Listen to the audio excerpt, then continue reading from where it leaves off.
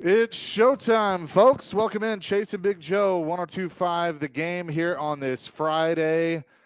We're in Gallatin, Tennessee today, and excited to be here. We'll tell you what all we have going on out here in Gallatin. He's Big Joe Dubin. I'm Chase McCabe. Dr. Crane Nick Frazier is back at the studio on the ones and twos. Sean Mark is here as our on-site engineer as well. What's up, JoJo? Oh, we're having a good time. We're in Gallatin. The feeling out here is palpable.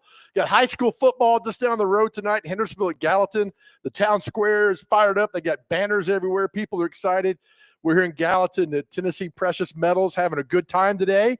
It's Friday, man, and football is here. Real, tangible. Put your hands on it. Football is here. Yes, it is. Jill Jelnick from Fox 17, sports director there, is going to join us at 12:30. We'll talk some Titans with her, but we'll also talk high school football. Obviously, you'll be involved with Fox 17 tonight. I'll have the Metro game of the week between Maplewood and McGavick on these airwaves. We'll talk to Chris Sanders at 1 o'clock, and also Tatum Everett, our old friend, who's now in Minnesota, in Minneapolis with the Vikings, actually works for them. So we'll get a little bit of a Vikings preview before the game tonight. It's pretty cool, right? I mean, it's all here. Big game tonight at Nissan. High school football kicks off across the state. We got real football tomorrow, and then it begins. So what was the thing now?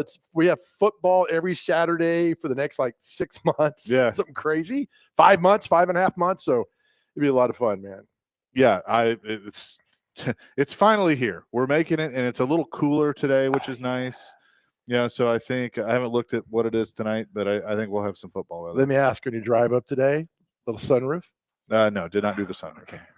So I was no, I did not do the sunroof. So because my thing, I don't do air conditioning. No matter I know. what, so. I should have, but right. I was pretty heated, so I just had the AC. Right. Speaking of heated, Vui's Kitchen is catering us today. And they have some amazing food, and they have the chili oil sauce. I think it is. It's very hot, so I saved that for you because I cannot eat that. Okay, cool. Yeah, we'll nice definitely be checking that out during the break. I'll tell on myself a little bit. You guys were in here talking, so hopefully you didn't notice. I'm not very good at parallel parking. I hate parallel parking. I absolutely hate it. And so I pulled it off, but it took a couple of attempts. So I would have been here a little earlier, but I had to do that. Just do like most people, just park in the middle of the street and leave it. Yeah, walk in. I mean, I should have just done that. But, it's all good. It's all good. I made it. So Titans tonight will obviously there's a lot with the SEC to get into as well that we will. But the Titans tonight, the final warm up. How long do you think we're going to see the starters play? A series, if they play at all, maybe half. I think half they a play. quarter. I do think they play. I just don't think it'll be very long. I think Cam will play.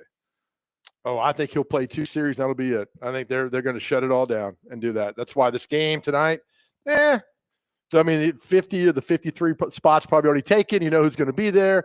So maybe a guy or two can show out. When guys start getting cut on Tuesday, Titans will pick. It's the same routine every year. They'll cut some guys. They'll pick some guys up over the rosters that will come in here. But, I mean, it's the game tonight. I'd like to see Cam go in the second half. We're not going to see that tonight. So that tells me when you go to Denver in 16 days, Cam Ward is fit, ready to go, can play an entire game without any problem because we have not seen it in preseason. Yeah. I guess that's what we're going to hope. Yeah, and say. But I don't know. Jim Wyatt says that he gets his 6 things to watch. I kind of get the vibe Tony Pollard probably won't play. You'll see some of the O-line, but obviously Lloyd Cushenberry won't be in there. And you'll see more of the rookie wide receivers. Calvin Ridley will be out. He was held out of 2 practices this week, so I don't think we see him again until Denver.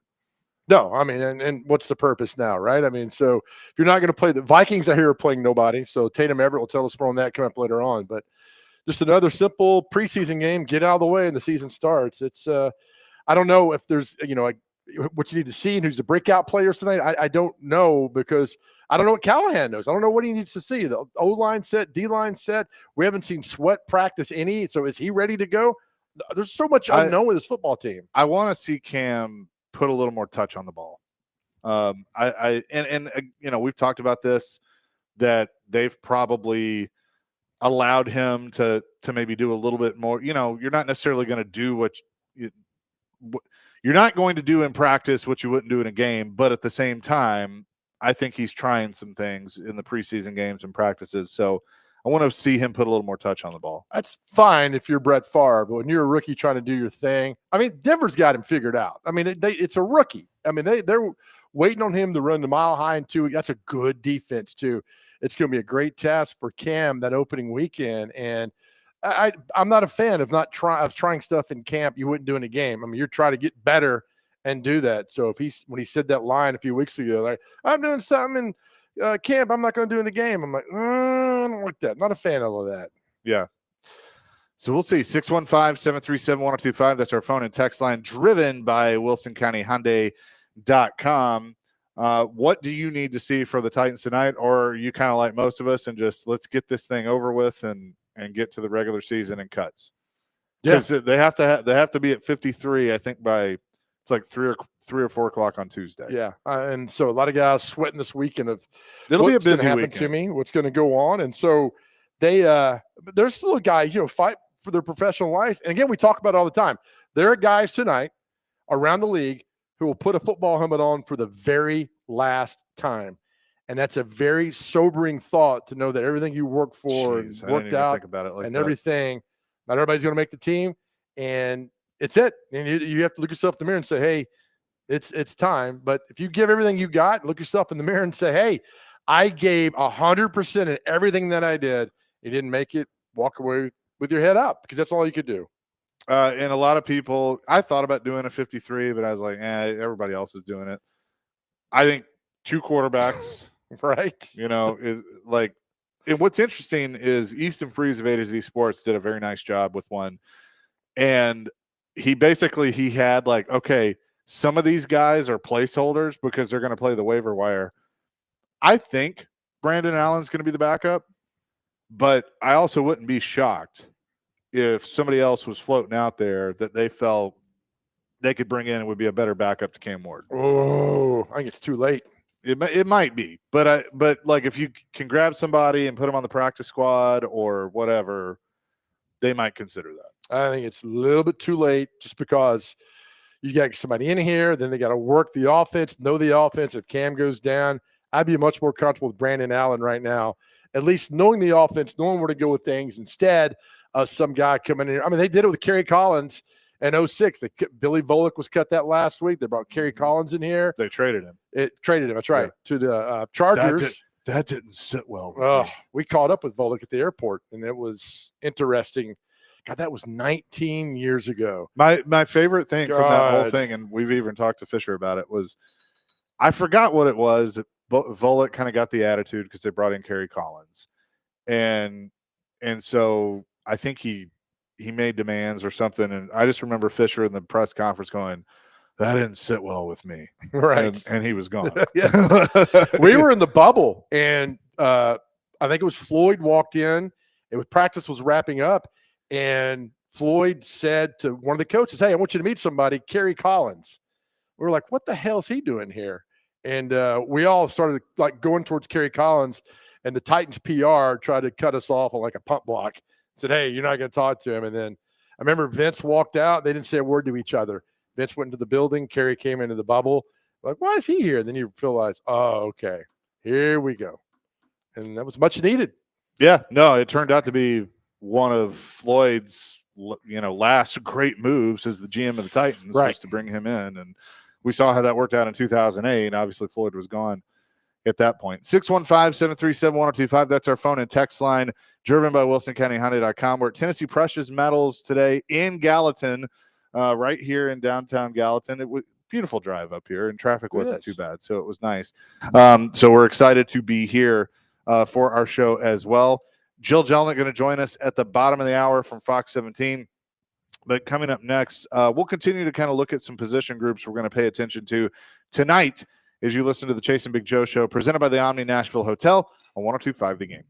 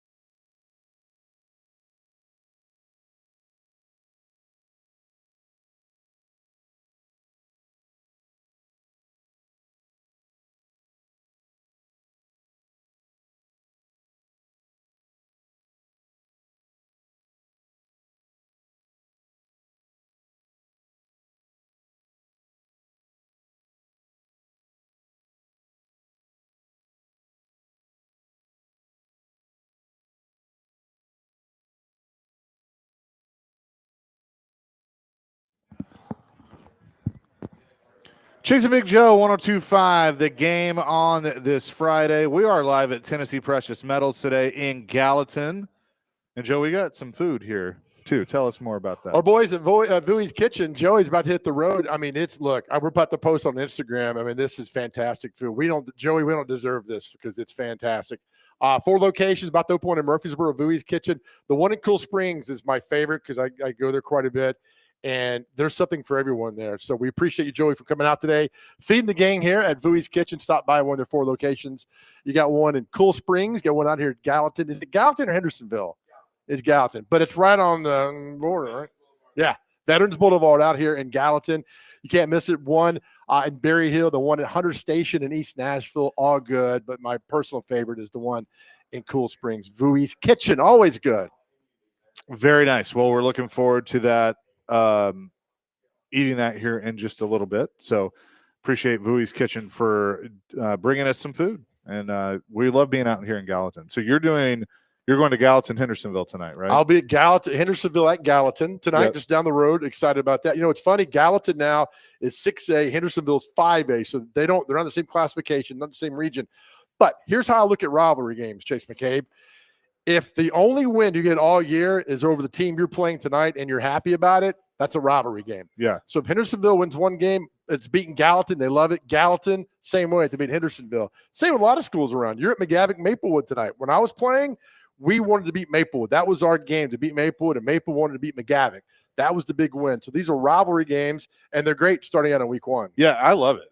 I think it's great. I mean, at any level, whether you have rivalries in college football that start, early in the season or week 1, whether you NFL, I mean, I think it's not that you need any extra motivations or you need to be fired up, but it just adds a little something extra. You know what I'm saying? Oh, I mean, yeah. Like, I think that's really cool. It's fun tonight. All right. So we will be out and about. You're calling with Bubba Spears, McGavick at Maplewood. And it's fun because high school football is unique in a way of it's not perfect, but it's perfect. Yeah. Right. They're going to be a guy score a touchdown tonight. You won't be able to see in the end zone because the end zone's not lit. Like every high school in America, football field, the end zone, what number is that going in there?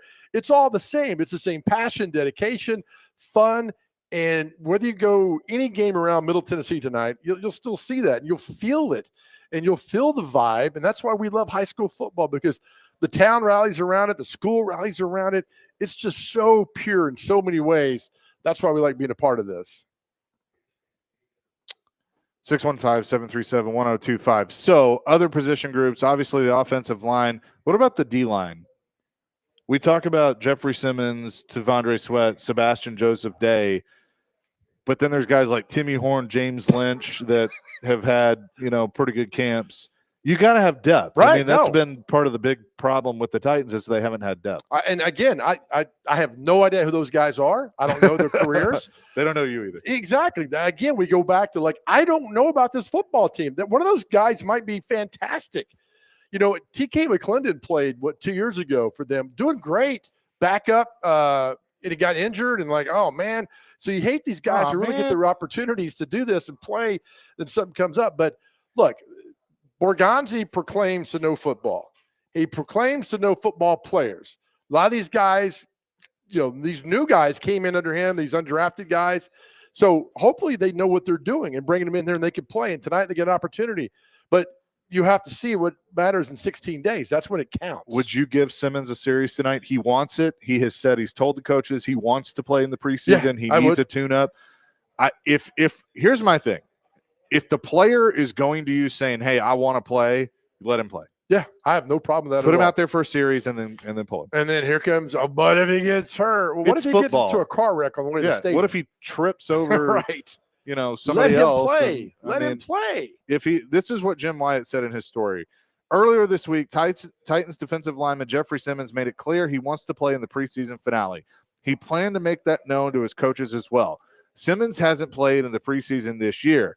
I'm not sure of the last time he played in the preseason, but a tune-up would probably be good to get his juices going too. We'll have to wait to see Simmons and to Simmons and Tavondre Sweat on the field together, though, since Sweat has been sidelined a bit himself. All right, put him in there. Let him go. I would play him. And get it done. Yeah. I mean, if you want to be out there and play tonight, Yeah, you need to tune up. Yeah, but again, it's all about Cam Ward. What's Cam Ward going to do tonight? How much we're going to see of him tonight? Last week 2 of 7. He didn't look really that great, but maybe they'll get some time tonight to work on things. Again, I want to see him lead the team into the tunnel at halftime, that whole first half. But I don't know what their plan is. They've not made it clear, and it's just every coach is so different in their approach to preseason games now. It's funny. You used to have 6 preseason games. 6. I know, and everybody played. Like there was none of this, secrecy and paranoia. I mean, there probably was in different ways. Was that a 12-game schedule back then? Then they went to 14 and the 16, now 17. I don't remember if it was a 12-game schedule. If not, I mean, I kind of get it. 14, I know they had 4. 16, they had 4. But they had all the work. But, also back then, guys had second jobs from January to June. They very literally worked out. Training camp was getting you in shape. For that 6 to 7 weeks to play and get going. Now, if you show up out of shape to camp, you're done. You are done. You don't make your 100s run, your sprints, you're done. You don't make your conditioning drills, it's over. So they don't waste time on conditioning. Yeah. Because we've talked to coaches about that. They're kind of doing that all year long. Didn't we ask Clark Lee about conditioning? He's like, I don't have time. Yeah. I don't have time to waste practice time on conditioning. It's and basically it's like if you don't show up in shape, you're probably not on the team. There you go. It's pretty simple yep. as that. I watched a little last night of the Patriots and Giants. Vrabel, I mean, just seeing those, they kept, because it was Thursday Night Football, so they kept talking about him and showing him, and it was like, man, I've seen that look before. It's just like the eye roll and the just what in the world and all this stuff. But I'm curious with them because I do think they have a quarterback. And, if you can continue to develop him, I mean, look, Josh McDaniels is a terrible head coach. Yes. But he's been a pretty good offensive coordinator. And I know people are like, well, what's he going to look like without Belichick? I mean, how much of it was Belichick? Right. Belichick's a defensive guy. So I think Josh knows what he's doing, and all those years of working with Brady certainly will help him. I think he'll be good for the development of Drake May. And I think Vrabel will leave him alone. I think so too. What was funny is looking at the coaching staff, there are a few guys on the offensive side, like Tony Dews and a few others that were here. The whole defensive side is basically guys that were here. Yeah, right. Yeah. But I think that he's allowed, the offensive side to, have different people in, different voices, which is good, which is what you need. Well, I think it was funny to see him go up against Shane Bowen last night. I think they're the most intriguing team just because of him, at least for a lot of us around here, to see how well they're going to be after he sat out a year. And now he's brought him some talent up there. They got a lot of money in the salary cap. They got a decent quarterback, at least according to Tim Hasselbeck. They think Drake May's the real deal. So you'll see what goes on. I laugh again. Every game they show Vrabel. He's got the pads on, going through pass rushing drills with his guys, and people doing like, that's our coach. Look at him. Like, he's been doing that for a long time. I remember that one game he got bloody practice here a few years ago, but yeah, good for him. But all the success, and then it comes here on October the 19th. That weekend in Nashville, LSU at Vandy. Oh, my. Vrabel at the Titans. Oh, my. Right? Holy cow. I think I'm going to both. Should. I think I've already made plans to go to both. You should. So that could be a lot of fun. Yeah, I'm curious on the pass rush too. Can they get some pass rushers off the waiver wire?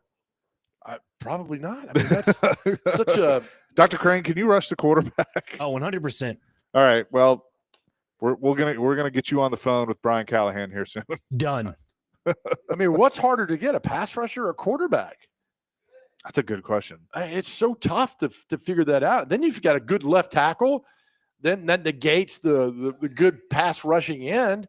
They said the 4 building blocks: shutdown corner, pass rushing end, good left tackle, and an excellent quarterback. And if you got all 4 of those, you're really good. A lot of teams don't have 2 of those. By the way, Brian Robinson will not be coming to Nashville. It looks like reports are, and I heard Jake talking about this, he's being traded to the 49ers for a 6th-round pick. Oh. So what's the deal with the Commanders and the 49ers? I don't know. They do like trade. But I mean, I think the 49ers are in win now mode. You know, Christian McCaffrey does get banged up. You add Robinson to the mix. I think that's a good move for them. Yeah, because they got rid of Jordan Mason, Gallatin guy. Yeah, we'll probably see him tonight. Yep. With Minnesota. So I don't know. I don't hate it for sure. Coming up next, we're going to talk to Jill Jelnick, sports director, Fox 17. Her thoughts on the Titans. She's been out there this week and high school football. We are live at Tennessee Precious Metals here in Gallatin. Just chasing Big Joe, 102.5 The Game.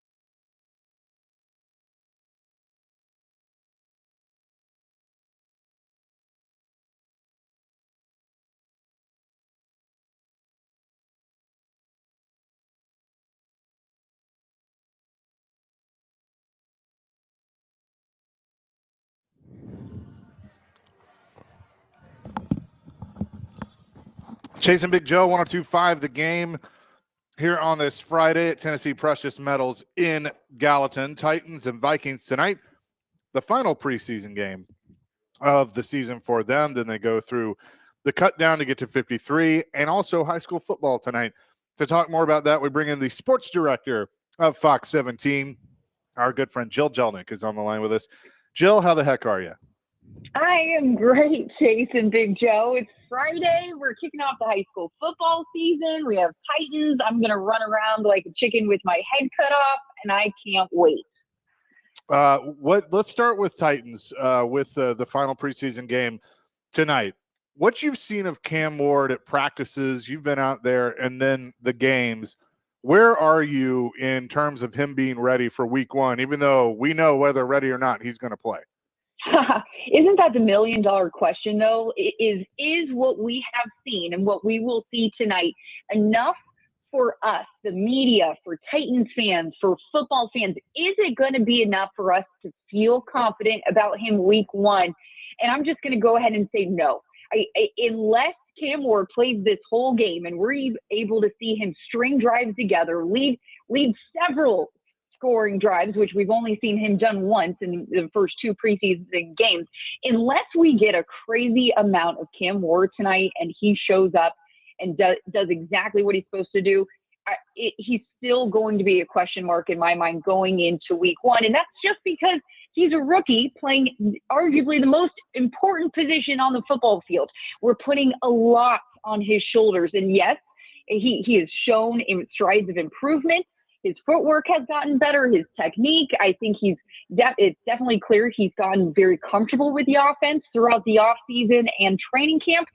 But when you throw the Broncos defensive line at him in a first game situation, first ever NFL game for this young rookie, it's going to be really hard to know or believe that he's going to be ready for that. So I'm looking for a couple things, Chase and Joe, tonight. I'm just looking, can he string some plays together? Can he lead a scoring drive? Wouldn't it be great if he leads the Titans on a scoring drive his first series and then Callahan pulls him and then that's it, right? And we're all feeling good going into game one.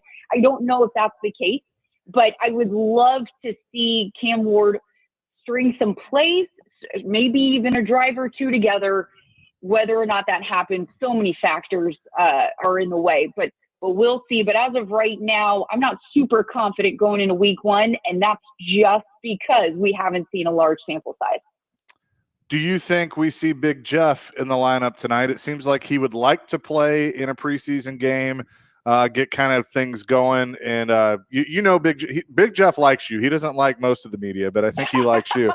Do you think we see him tonight?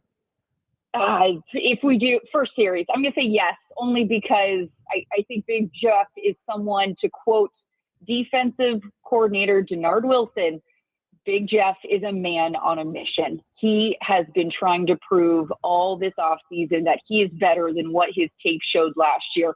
I think the three of us can all agree it wasn't the best year last year for Jeff. It definitely wasn't the best year for the Titans. But Jeff took that personally. He opened up to me on my podcast, Nashville Game Changers, earlier in the spring about best interview he's ever done. And I'm not just saying that because we're friends and everything. No, I'm serious. You got him to open up, and I thought that was really cool. Thank you. I appreciate that. And the big takeaway from it was he was disappointed, and he is now a man on a mission. And so Denard Wilson, defensive coordinator Denard Wilson, saying that at practice, just Wednesday, tells me they're listening to Jeff. They see him. They see what he's trying to do. So, yeah, I think it would be great if he could go out there for a series, one defensive stand, and then that's it. And then he's done, and then have him go back to the sideline and cheering his butt off for the rest of the team.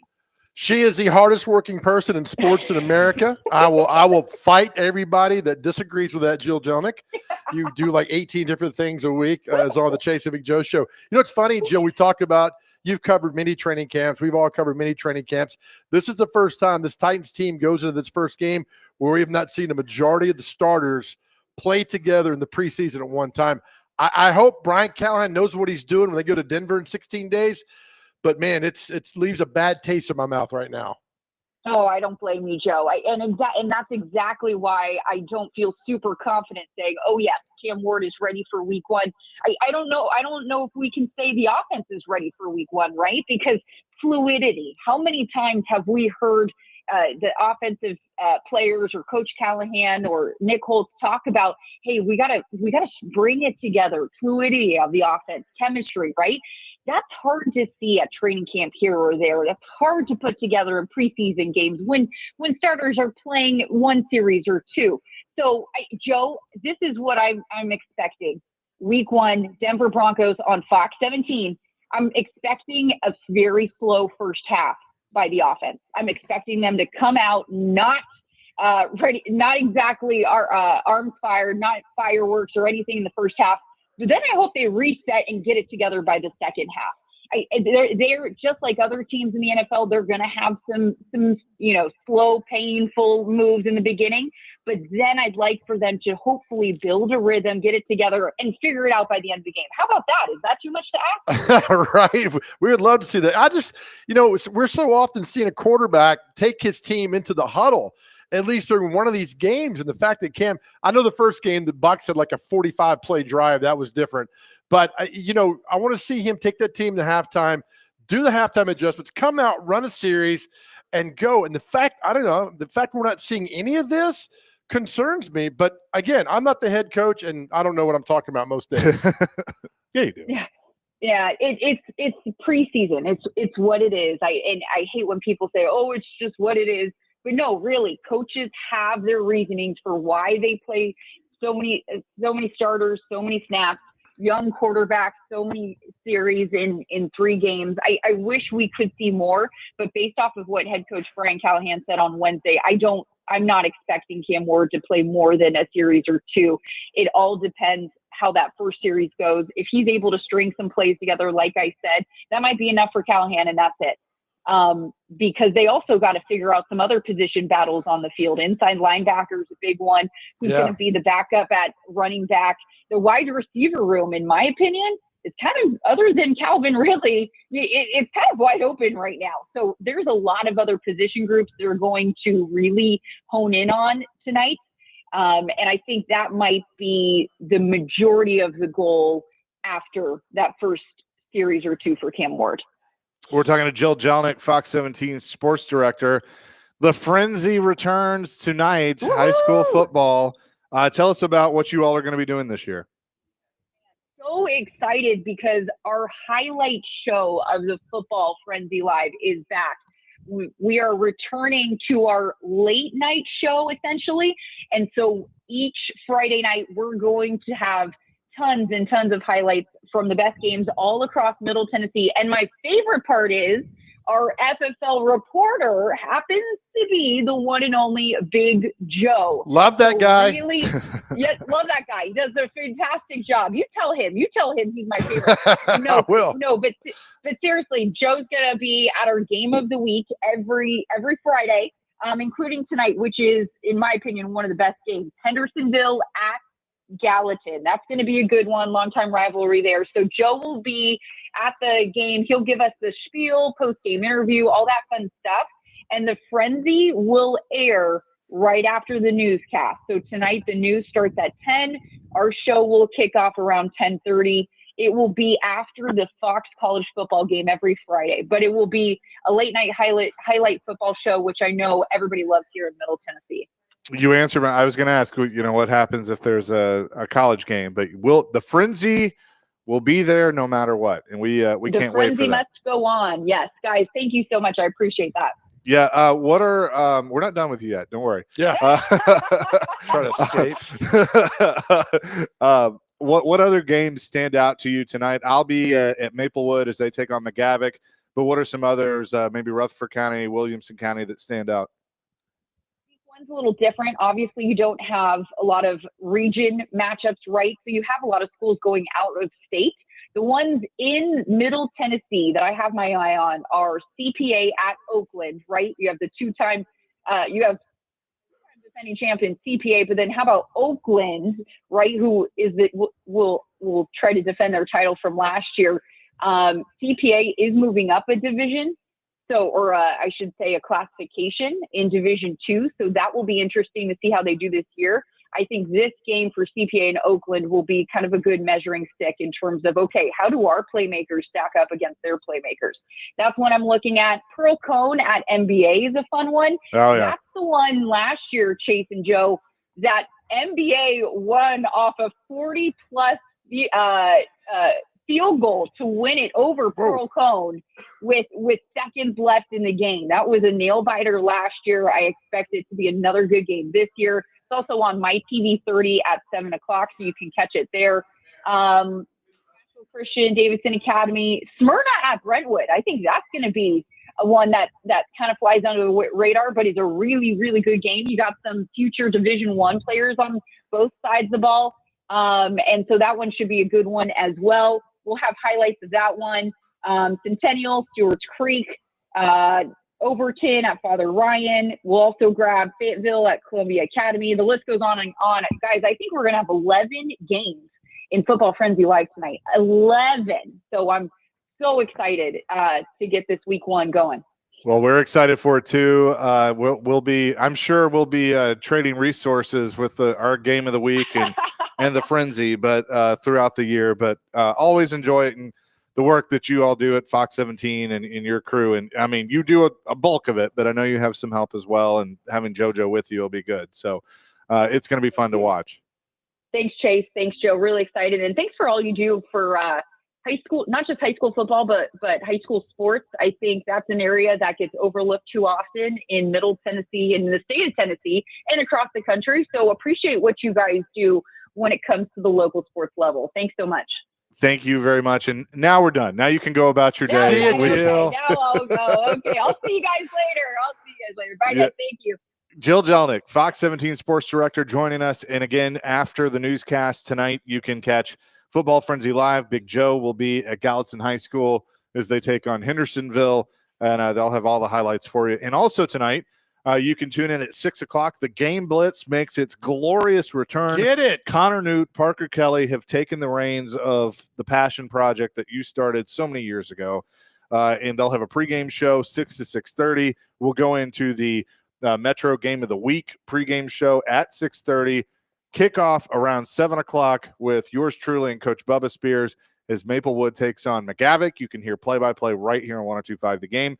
And then the Game Blitz scoreboard show following that until 11 o'clock or whenever on 102.5 The Game. So we're looking forward to having that back and everybody involved. And then tomorrow morning starting at 9 on 94.9 The Fan, Greg Pogue, Coach Bubba Spears, for prep football talk. You can listen to that as they'll break down the night of high school action. Craig Ladd also will be a part of that. So going to be a lot of fun with all the high school football coverage that we have. I tell you, nothing better than getting your car on a Friday night, tuning on, hear a little high school football. It's I don't have to tell you my passion and love for it. It's pretty evident. So I'm excited for all this and to get it going. I was telling the boys yesterday when I was kind of going over things with them, it hit me like that moment it hit me is when a coach called in and said, yeah, we're, and they had lost. Yeah. They had lost the game. And they were like, we're listening to you on the bus. We really appreciate you talking about high school football in our team. And then when they won Summit High School, we talked about this on the air, they called back. Yeah. And like, it was just, that was so cool. And that's when it was like, all right, I'm making a difference. Yeah. And it's fun because you get to hear small towns that, East Robertson and Cross Plains and up in Portland and all the way over to West Tennessee, Waverly and Fairview and all these schools. I mean, it's their Super Bowl on Friday night. And to be a small part of that, help bring coverage all around Middle Tennessee, I'm telling you, man, it is fantastic. It's wonderful. And to hear that noise on a Friday night is just so good. Coming up next, I'm looking for something tonight. And I will tell you what that is. Chase and Big Joe live in Gallatin at Tennessee Precious Metals here on 102.5 The Game.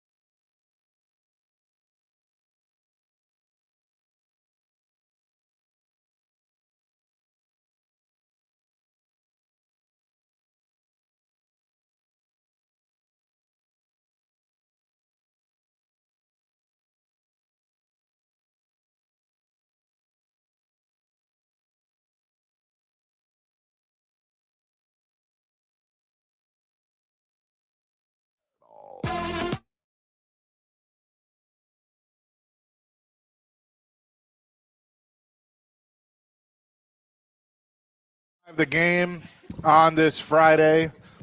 We're at Tennessee Precious Metals here in Gallatin. You're having fun, aren't you? I've never been in a metal store before. I mean, it's fascinating. All the stuff that's here. I mean, there's people coming in left and right, looking at all this stuff. I'm fascinated by subcultures I know nothing about, yet I get immersed in. And this is something here at Tennessee Precious Metals in Gallatin. Yes, and we will be talking more about that here in a little bit. Preston's a guy. Preston Preston's will be on our show, and looking forward to that. Uh-huh. We'll get more on some high school football here in a second, but there's something that I'm looking for tonight that I want to see. How does Cam Ward react to what I think may not be a sold-out crowd, but an excited home crowd that has waited for this moment for a long time?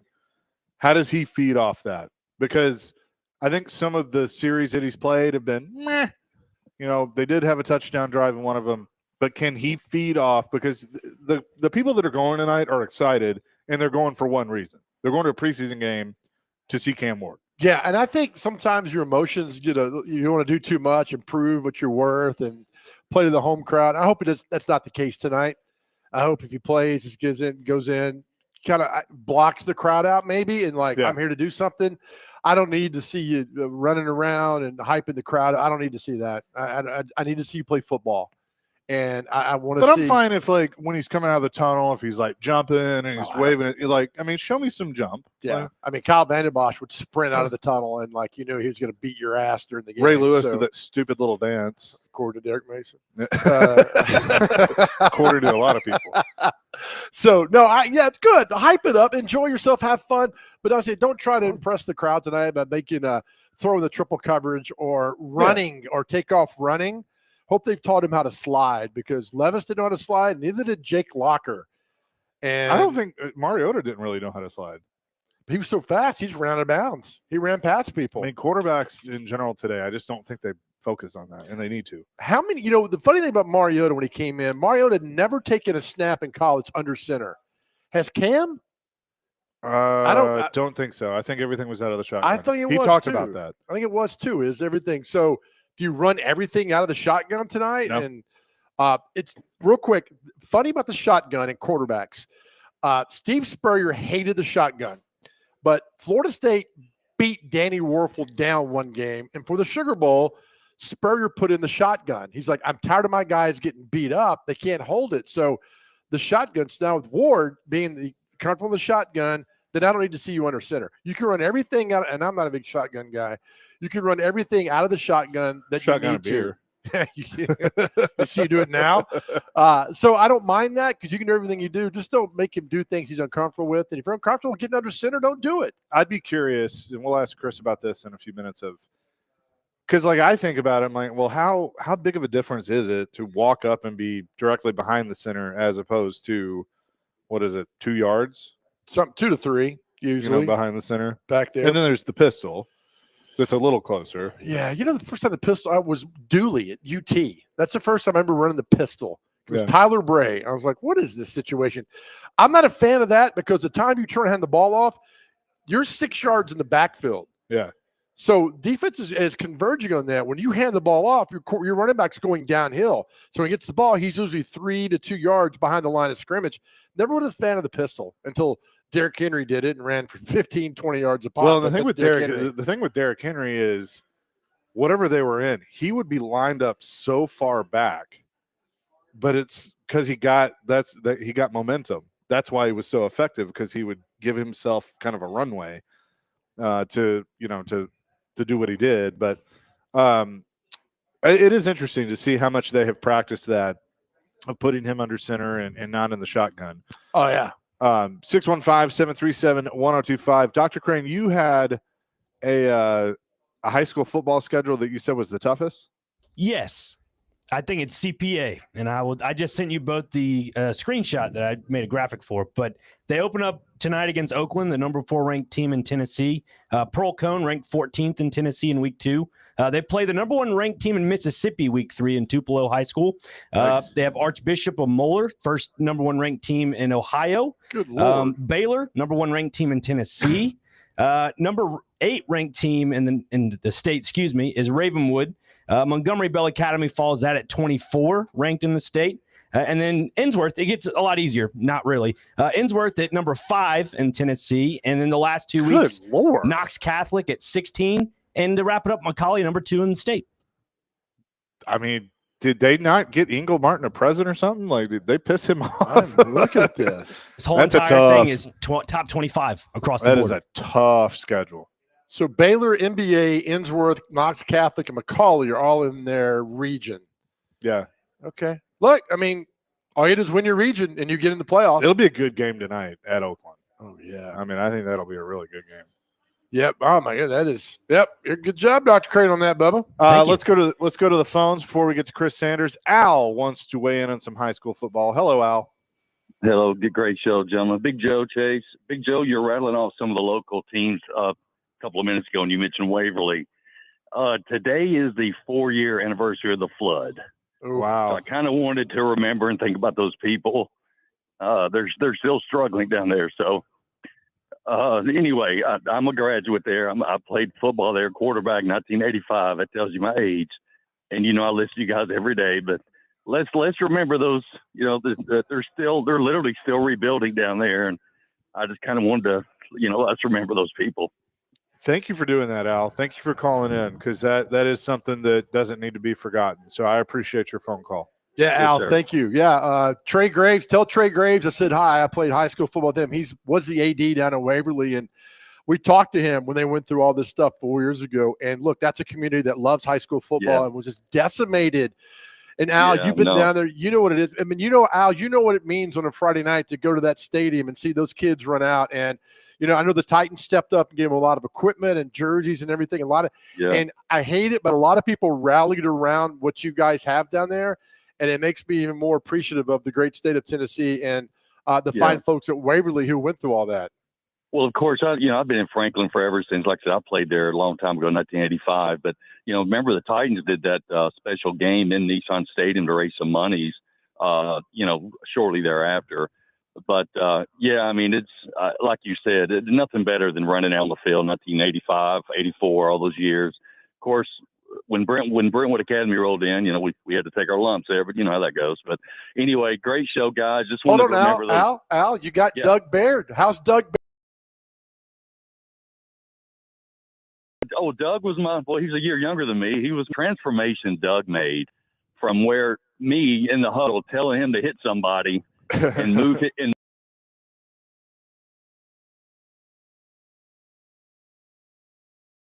he flipped the switch in Knoxville, and he had such great mobility to be his size. His feet were incredible, but he just had to go. He gained more muscle. Same athlete, great athlete. Yeah. He was. Yeah, Al, thank you for that, man. If you see Doug, tell him I said hi. I'll do it. Great show, guys. Thank you, Al. Appreciate the phone call. Good stuff there. We'll talk to Chris Sanders about the Titans and their final preseason game tonight and his Big Red. He is, of course, coaching at NBA. We'll do that coming up next. Chasing Big Joe, 102.5 The Game.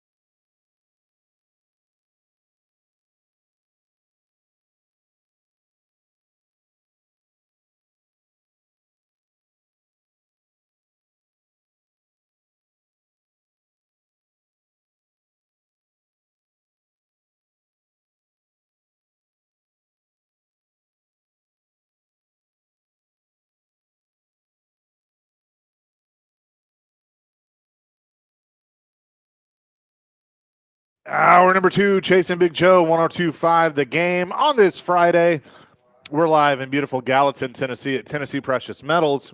We've been all over the place this week. It's been quite a bit of fun to do that. But right now we continue our Titans discussions with the one and only, forever Titans wide receiver, Christopher Dwayne Sanders, who joins us now on the program. Also, an assistant coach at the Montgomery Bell Academy, who has a tough one tonight against Pearl-Cohn. Man, it is. I mean, they got a tough team. They're fast. They're physical. They got a great head coach with Bernetti. So it's going to be interesting. I mean, we got a new offense. We got a new head coach. And, it's the sky's the limit on what's going to happen tonight. Well, we're looking forward to it. So, and I know it's kind of a new – do you call it a new era for NBA with a new coach? It's not really a new era. We still do the things the same. It's just a new head coach. And the coach that's the head coach now, he was a defensive coordinator last year, so we still had the same foundation. We still had the same identity, but the offense is going to look totally different tonight. So I'm excited, man. I'm a little nervous. I'm kind of, wondering what's going to happen, but, man, it's just football is here, and I'm so excited, man. Well, we're excited for you, and it's certainly going to be a lot of fun. Cam Ward will make his Nissan Stadium game debut tonight against the Minnesota Vikings. And what I said a few minutes ago, Chris, is I want to see how he feeds off. It's not going to be like a regular season crowd, but there are people that are going to this game that are excited to see him. I want to see how he feeds off of that, how they feed off of him, and see if that can turn into a touchdown drive early on. I agree. I mean, he's a leader. I mean, even when you have the defense is chirping at him and also cheering for him, I mean, you want to have a guy like that. And then you get into a stadium where you might not have a big crowd, but you're still going to feed off the crowd, because the thing about it is he's one of those guys that's going to entertain. He's going to bring some oomph that the Tennessee Titans need. But here's what I want to see from Cam. I want to see that drive, the drive, where they're backed up at the 20-yard line. They have 11-play drive. The offensive line is blocking. The receivers are making plays. He's making right decisions. We've seen a little splash against Atlanta. We've seen a splash against the other teams, but I want to see him have a long drive to where he actually is taking control of the offense. I understand that he's made plays here and there, but I want to see that drive, the drive, that solidifies it that he's our guy. Our man Chris Sanders is with us. Dr. Crane, you ready? Yes, go.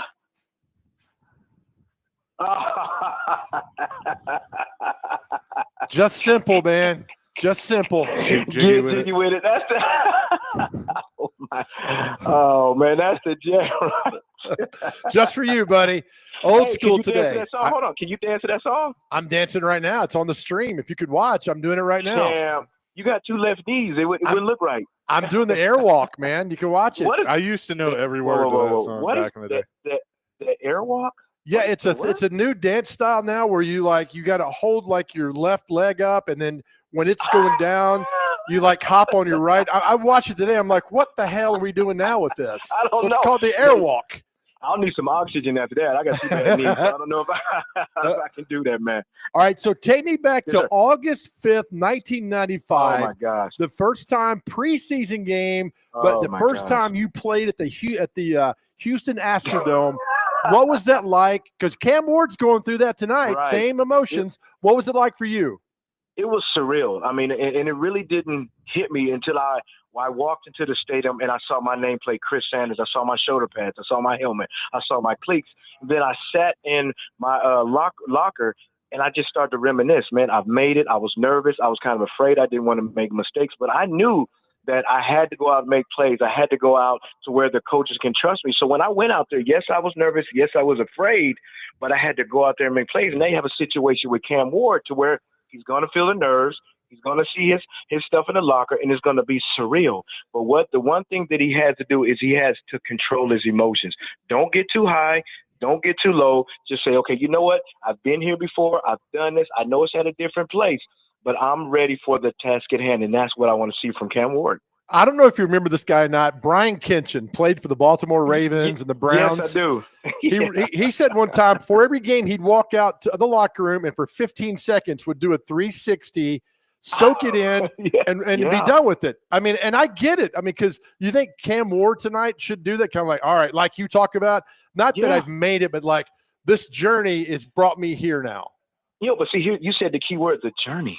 See, people don't understand. Everybody sees the results, but they don't see the journey. When he didn't have a situation in his home where he transferred to different schools where nobody knew who he was until he got drafted with the Tennessee Titans. So now it's time to reminisce and look back and say, you know what? The journey was hard. The tears were worth it. The blood and sweat, getting laughed at, saying you weren't a good quarterback, getting critiqued and all these things. Now you look back and say, man, the journey was worth it because now I'm in Nissan Stadium to show my talent that I can play in this league. It's just so surreal. As some famous person said, everybody's jealous of where you are. Nobody's jealous of how you got there. Whoa, say that again. Wow. That's so good. Everybody's jealous of where you are. Woo. Nobody's jealous of how you got there. Wow. That's why you win. Woo. See that man, I might use that because that's so powerful. They don't know the sacrifice that you make, that you have to get up at 4:30 in the morning and then go to meetings and then go get yelled at, get cussed out by a coach. And then all of a sudden you play 16 games and then you play 4 preseason games. Nobody knows the journey. Nobody saw the tears where you wanted to give up. And I'm going to give you a perfect example. In 1995, they started, it was my senior season at Ohio State, and they started a junior in front of me because they were mad because I ran track. So now I'm flying back from Fresno State because I wanted to quit. I said, I'm completely done. I don't want to do this anymore. But then I get home, a situation happens, and I get back in the starting rotation. Then all of a sudden, a guy that didn't have any touchdowns until his senior year ended up with 8. And then he gets drafted in 1995, and then he makes the all-rookie team, and then he leads the league with 23 yards per 0.5. And then the next year he does the same thing, and then he goes to the Super Bowl. That's the journey. Yeah. That's the pain. That's the love. That's why you sit back and you see when guys get drafted or they win a Super Bowl, the tears start to run down their eyes. Why? Because the journey wasn't as easy as what people think. Chris Sanders is with us. Man, Get I it. always feel better when I talk to you. Get it. Jeffrey Simmons this week said he would like to play in a preseason game. Others have said that. Did you just to get the warm up? Did you need that? Did you feel like that? And I know it was different. There was 4 as opposed to 3. But did you like having a series or 2 in a preseason game just to kind of get that game feel? Yeah, but see, here's the thing. It ain't that I needed to, it's that I wanted to. Why? Yeah. I understand people don't want to get hurt. I completely understand that. But I love football. I love being in the game. So I would have to tell Coach Stegel sometimes, hey, Coach Stegel, can I stay in the game? He's like, no, I need you to get out. Because I wanted to play, but I wanted to be ready. When day one came, I wanted to be ready. I wanted my routes to be crisp. I wanted to, get the speed of the game. I wanted to get hit in the game because I wanted to be out there. You didn't have to tell me about going to a preseason game. Why? Why would I get to that situation and stop working? You didn't have to ask me to do that. Yeah, and I think that's Jeff. I mean, I think Jeff's like going to the coaches, going, "Hey, put me in. I want to, I want to play. I want to hit somebody that other than Cam Ward." Yeah, exactly. But see, here's the thing that we see. Have you noticed that the first game, a lot of your older guys get hurt? Why? Because all they do is practice. Then you get into a game, you're trying to do a full game, but you haven't prepared to do a full game. So it's so many things you can do it. But then on the flip side, you have a coach to protect your big players. So I absolutely understand that. By the way, I'm looking at the 95 preseason schedule that you played with the Oilers. You're one of the few players in the history of football that has played at Ohio State and at Neyland Stadium. Your second preseason game was against the Redskins. That's also, isn't that the game where Floyd discovered Wycheck? That's also the game, if I remember correctly. That's also when Bud Adams was leaked out about you guys coming to Tennessee. There's a lot happening that. I want to know, what's better, you dumb horseshoe or beautiful Neyland Stadium? Which one? Tell us right now. Oh, man, the horseshoe's the best, man. Come on. You know that. No, I can't. You can't come in a horseshoe. I got it. You've been to both. Oh, my. I've been to both, but I like both stadiums. But you know what's so funny about that game? I'll never forget it. And that's what put me in a position to play. We were playing the Redskins, just like you said. And Coach Steckel came to me. He said, Chris, they're thinking about putting you on scout team. He said, you need to do something to make the coach be like, I got to have this guy out there. So I remember it was fourth and 17, and we're backed up on our side. And I said, go for it, coach, go for it. Chris Chandler, I can't remember the quarterback. The quarterback throws me a curl. I catch it and I spin and I run for 40, and the whole sideline goes bananas. Woo! bananas.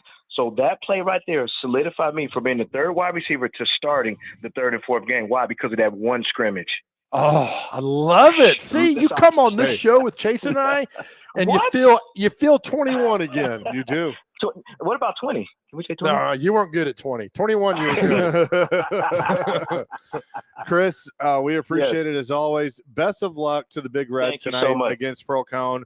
I hope everybody's safe, but I hope it's a fun game and all of that. So I know you're looking forward to it.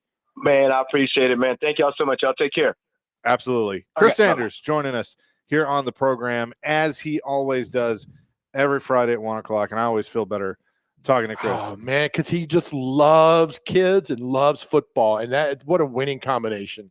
Coming up next, it is finally happening. 9 games in the SEC. We'll discuss that next. Chase and Big Joe, presented by the Omni Nashville Hotel. We're live at Tennessee Precious Metals in Gallatin here on 102.5 The Game.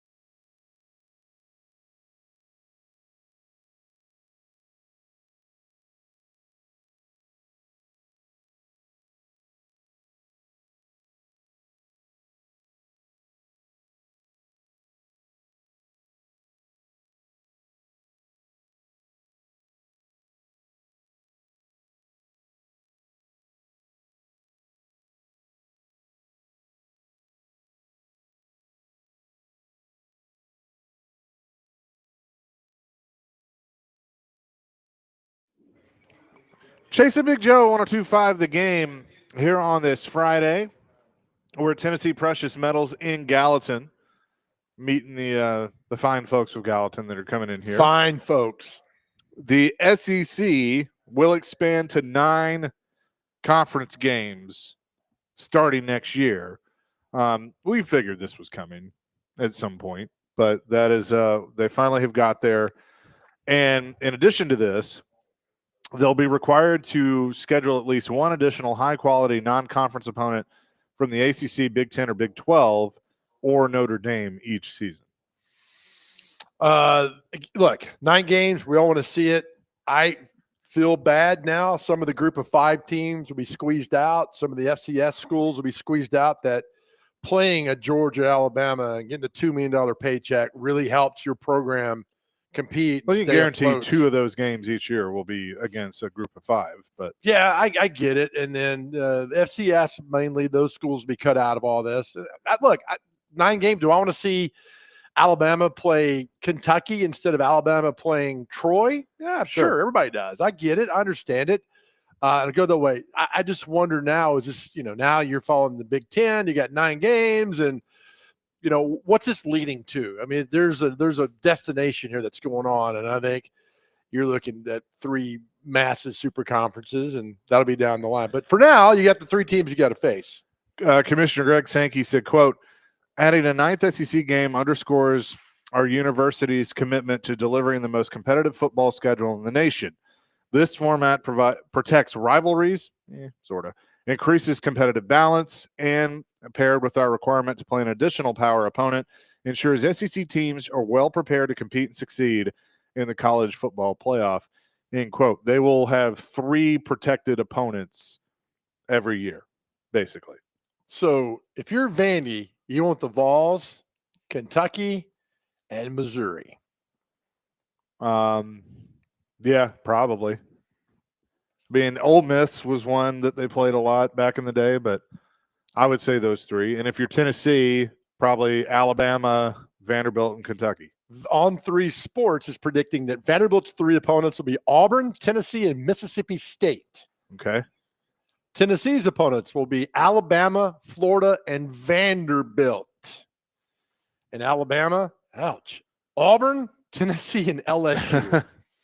So good, but who knows? So Tennessee's wouldn't be Kentucky; it'd be Florida instead of Kentucky. Yep. It's funny because Kentucky's biggest rival in football is Tennessee. Vanderbilt's biggest rival is Tennessee. Tennessee, we've had this discussion before. Tennessee fans, who's your bigger rival, Florida or Alabama? Because from those that I know, it's 50-50. Yeah. Who's bigger, Alabama or Florida? Now, in the 90s, Florida. Saban era, Alabama. Yeah. So what is it now? What's your rival? What's your main rival, Tennessee fans? Is it Florida or is it Alabama?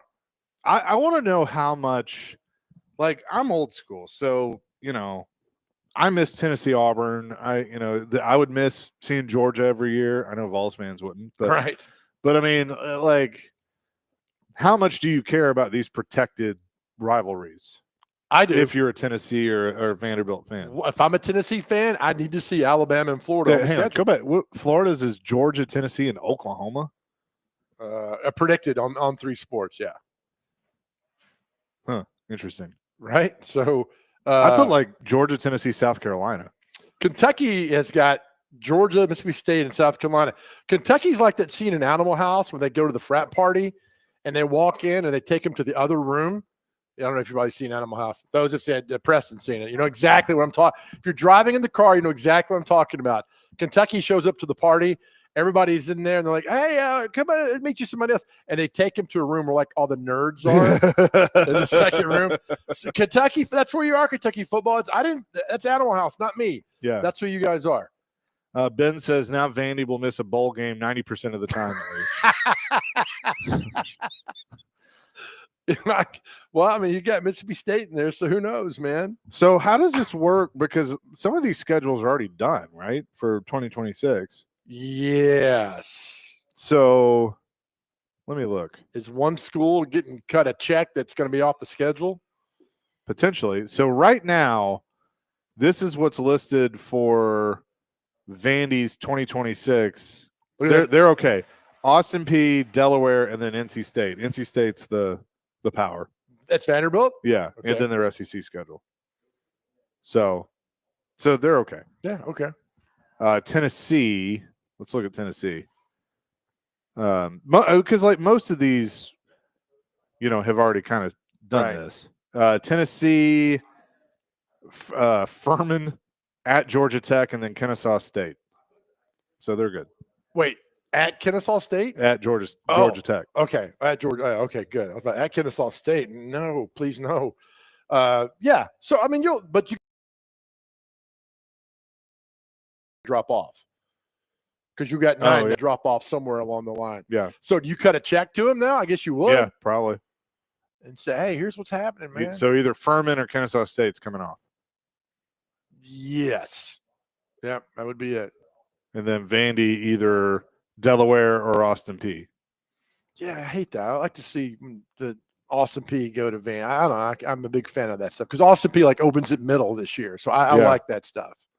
Yeah. So it isn't. It's certainly going to be interesting, but I'm curious of the protected opponents and what people, who people want. Do people care? Like 2133 says, I say Florida, but I'm biased. Huge fan of James Wilhoit kicking the game winner against Florida after he missed prior. He was actually our special teams coach at Mount Juliet High School. Now, am I right in saying before 93, Florida and Tennessee didn't play every year, right? That is true. They played in 85. Tennessee got beat 17-10. Florida won the SEC. They're on probation. Tennessee got to go to the Sugar Bowl. They didn't play again until because I don't think Emmett played Tennessee. He was there from 86 to he was there 87 to 89. Kerwin Bell, I don't think he played them then. And then they started the rivalry back up in 90 or 91. That started, and of course, when they did the divisions in 92, they played then. And then I don't think they ever lost. I mean, like Werfel never lost to Tennessee. Yeah. And funny, Peerless Price, I saw an interview. He was like, we only lost one conference game, and it was always Florida always beat us going on. So I'd like to see that, but it's happens, when a team's hot or not. But if you're Tennessee, keep Florida and Alabama there, and of course you'll have to keep Vanderbilt as well. So, what if you did a, 3 protected, and then I don't know how you'd pull this off, but there's a 4th that's kind of like you have more of a rotation than you would with the other games, if that makes sense. Well, isn't it they're guaranteed to play the others every 2 years? Maybe. I think you're guaranteed to play you don't go 3 years without playing somebody else. It'll be every 2 years. Well, that works. Because I mean, like I do want to see like Tennessee, Texas, Texas A&M, Tennessee and South Carolina. I mean, that was weird them not being on the schedule, last year. So, but I mean, look, we all knew this was coming. So who's the last power that doesn't have 9 games? ACC? Maybe they have 7. I don't know how many they moved on. Everything changes like all the time that goes on. It is the SEC and the Big Ten will both have 9 games, followed by the Big 12. The Big Ten and Big 12 already played 9 conference games. So yes, the ACC plays 8. I'll just root even harder for a Group of 5 team to come in there and beat some of these big boys. I love it. Let's get the opportunity to go in there and get it done. Yeah. So it's interesting. Do you buy Sankey saying that it's going to help them be more prepared for the college football playoff, or was that just hey, I'm just going to throw this line in here? I think so. Look, I've told you this. When we interviewed Sankey at Media Days, I felt sorry for him. I mean, that was day 2. He looked tired. He looked exhausted. Like, oh, God, I'm giving him up. I mean, he came and talked to everybody on Radio Row and everybody that was there, but you could just tell, like, all right, I'm taking on a lot. So I don't really feel sorry for him in that sense because he wanted all this. Now it's happening, and that's here. So they'll play the 9 and then go forward from there. And so, it'll change. It seems like it's changing every year now. Yep. Coming up next, we're going to talk to our friend Tatum Everett, of course, long time at Fox 17, now with the Minnesota Vikings.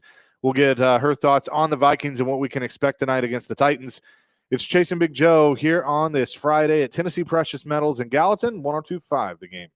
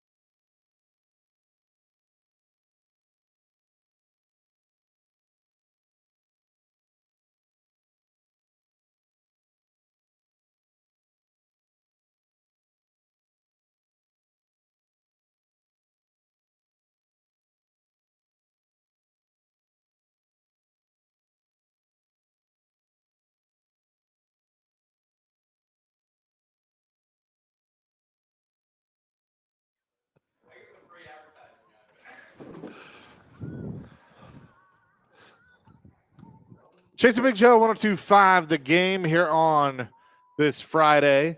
Dr. Crane is back at the Busy Bee Plumbing, Heating, and Air Conditioning Game Nashville Studios, home of that $99 yearly Beehive membership where the buzz is always about great service.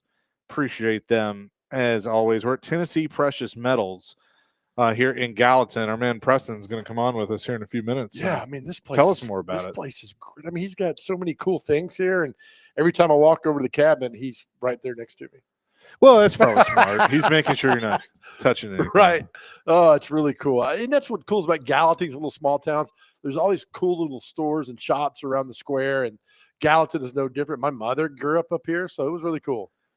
Let's say hello to an old friend. Tatum Everett is with us. She was at Fox 17 for quite a bit, now with the Minnesota Vikings, and was nice enough to give me her tickets a few weeks ago, so I got to check out beautiful U.S. Bank Stadium, which was awesome.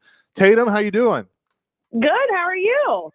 We're fantastic. We're just hanging out here in Gallatin, but excited to see that purple football team come to Nashville tonight. Oh, yeah. I'm super pumped. Already caught up with some old friends for brunch this morning and just kind of enjoying the day, which is so weird to say because I usually feel like, 7 o'clock kickoff, preseason 3. It's a bit of a wait.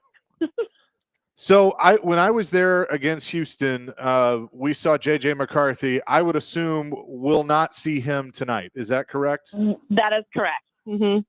So what is kind of the plan with the starters or any of the starters playing tonight?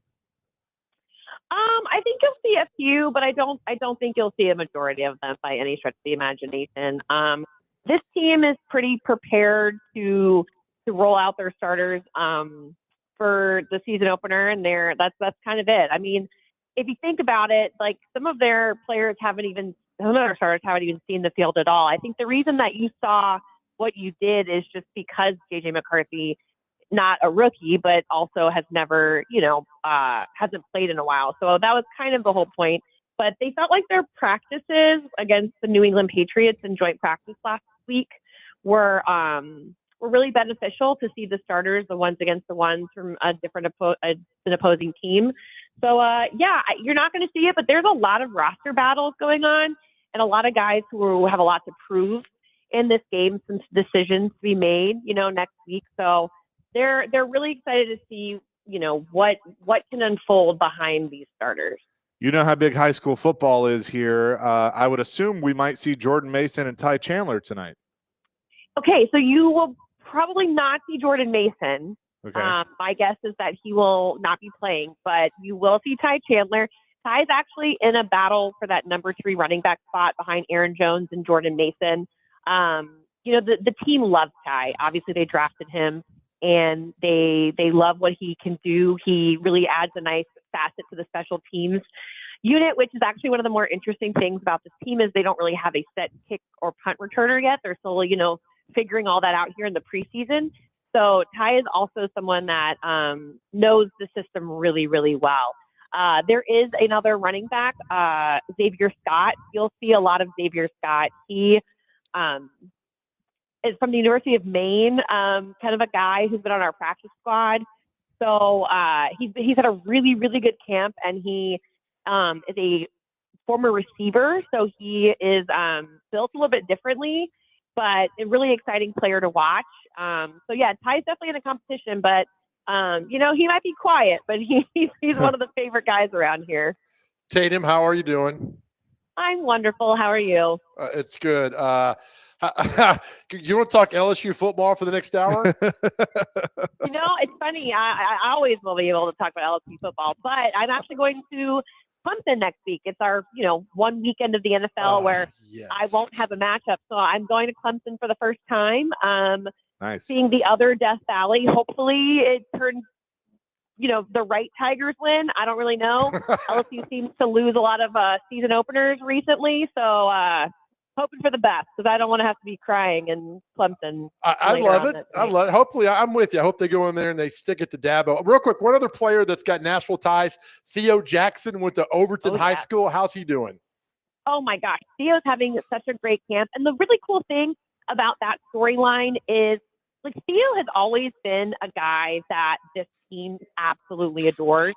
They signed him after Tennessee released him. I think he was on the Titans practice squad the year before he came here. Mhm. And he's just a gadget player. Like, there's this position in Brian Flores' defensive scheme called the X-Man, and it's basically like a Mr. Everything. Like, Theo even told me when he was at Tennessee, he played a similar role because while he was with the Volunteers, he played like every position on the defense except nose tackle.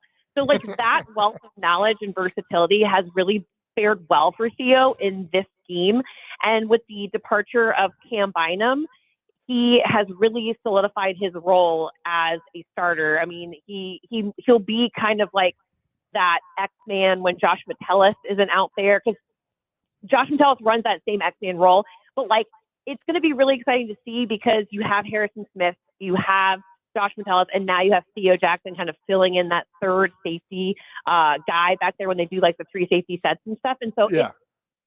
I think Tennessee fans should be super pumped about Theo's future in the Vikings for this year. Yeah, just another Titans player who's off to another team doing well. We love that. Tatum, I got to apologize to you. Remember one day you and I were at Titans camp, you're at Fox 17, I'm at Channel 4, and Vrabel spoke, and then you asked me, you said, are you going to go in the locker room and get player interviews? Remember what I told you that day? Honestly, no, but I can only imagine. I said, hell no, I don't care what they say. I'm out of here. And I felt like I was a bad influence because you like followed me out. You're like, yeah, I'm tired too. I want to leave. So always I felt I'm easily influenced. Easily influenced. So I'm so proud of where you are now. Well, you know, it's so interesting you brought that up because I've had this like thought, like I would have covered the team in a much different way had I known what the heck I was doing. I did not know the first thing about covering an NFL team when I moved there. And so I was just doing what everyone else was doing instead of just like thinking on my own for a little bit. Right. And then I just got kind of like in that routine. But now being on this side, I'm like, man, I could have done this. I could have do this. And like, I think I was just a little too intimidated. Then I'm like, wow, these are like, why am I intimidated? I don't know. I guess the team side has changed me. Good. Yeah, for the better. But I understand what you're saying. Like, I also am in that business where I talk to players all the time and I get the same things over and over again sometimes. So I understand what you're trying to say and what you did. I don't think it was wrong. Right, good. Tatum Everett is with us. I got to ask you, I've seen the rumors out there. Could Adam Thielen return to the Minnesota Vikings? I know that rumor is out there that Carolina could trade him. Well, you know, I can't actually speak on that, right? Well, that's true, yeah. For the team. No, but I think it's an exciting rumor. I think it's a natural rumor when you see Jordan Addison out for the first 3 games this season, serving the suspension time. You see Jalen Naylor having an injury at camp, who was kind of like that number 3 receiver. Justin has been practicing with the team this week, but he had previously been out of camp rep for 25 days. So, like, I do understand, like, the rumors are coming from a place of like this. There could be a position. It's a position of need, and it's a hometown guy, and all this kind of stuff. There hasn't been any moves towards that I know of. I think they're really excited about a lot of the guys that are in that room. They may not have like a big time name like Adam Thielen, but these guys have been.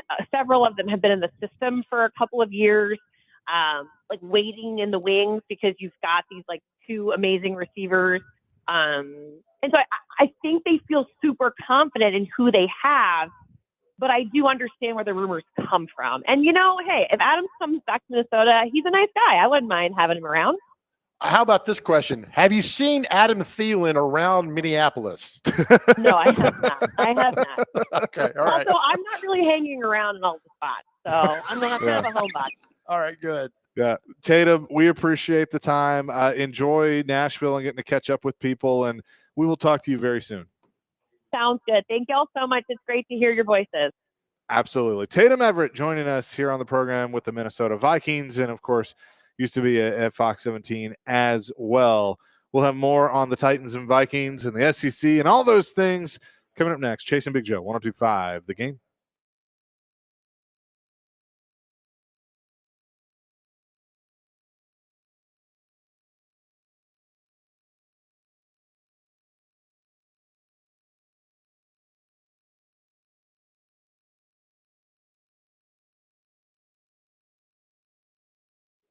Hey guys, Big Joe here. Listen, anxiety and depression, 2 words that can just wreck your life if you let them. And most men, most of us, well, we lead lives of quiet desperation, but it does not have to be that way. That's why we are so honored to be partnering with Unity Psychiatric Care, based right here in Middle Tennessee, to get you back on track and living the life you deserve.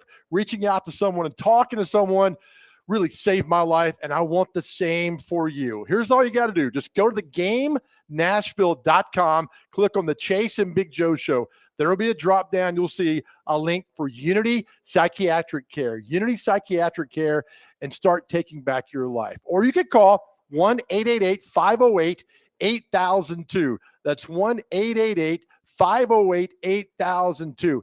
Help is just around the corner. We tell you guys all the time how much we love you. So take back your life, and please know you do not have to go through any of this alone. Again, GameNashville.com, click on the Chase and Big Joe Show, and let the journey begin.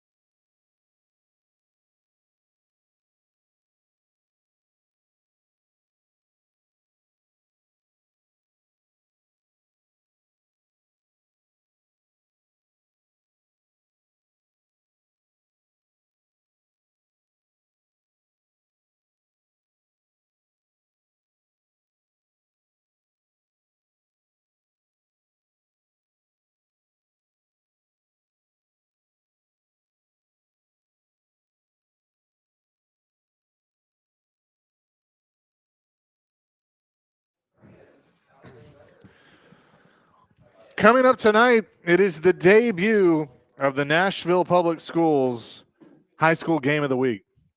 Looking forward to that, as I'll be on the call alongside Coach Bubba Spears. Nick Frazier will be on the sidelines, and we'll have a jar that says that we put a quarter in every time I call him Dr. Crane, because that will probably happen. Well, now here's a problem that we got in our city. Who's the cutest sideline reporter? Is it our friend Dawn Davenport, or is it Dr. Crane? That's a tough one. I'm going Dr. Crane. I mean, right now, because he's our producer. I think Dr. Crane wins because he hangs out with us, Right. and Don hangs out with Brent and Ron Slay. Yeah, so I don't know. all right, That Well, might I'm take, honored. Thank you, gentlemen.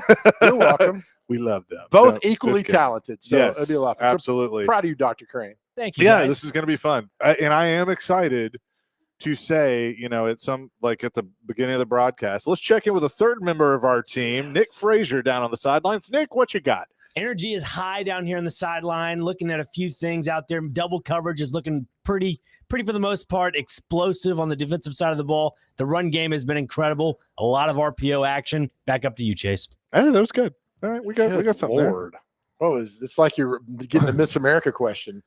Describe well, the offense. like at the beginning of the game before kickoffs, like, well, I talked to Coach Simpson a few minutes ago, and who was it? da. Yeah, who was it that made stuff up? It was a female, remember? Oh yeah, she didn't talk for the game blitz. No. It was a professional. Oh, Carissa Thompson. Yes. Yeah. Don't do that, Dr. Crane. Yeah. Absolutely. No, but that's right. We did have an intern for the game blitz that made stuff up. Do you remember that she missed the kickoff because somebody was like banging on her car window and she was scared and she was hiding in her car? Okay, I was like, wait. oh, man. We had two people because I was thinking of somebody else that was. Yeah. That those are the good old days. The funniest thing. Of the game blitz. We had someone that was an intern, and Joe asked for a score for, I forgot who it was. Like it was Am Pipe, the Tom Cruise movie. All the right moves. You're combining stories because Am there I? are a lot of stories. You asked for a legitimate score, and he couldn't find it, so he made one up and gave it to you. Oh, was it that Matt guy? Yes. Yes. Yes. Then I asked our friend Victoria, I need the score between Am Pipe and Central. Yeah.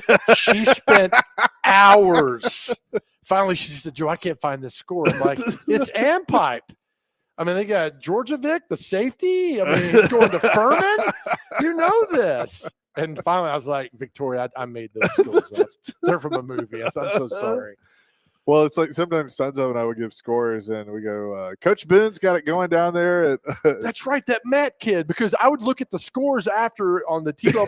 I'm like, these are all wrong. And he's like, yeah, I was like, what are you looking at? 1950? He had no idea. God bless that, Matt. Matt, we love you, man, but that was terrible.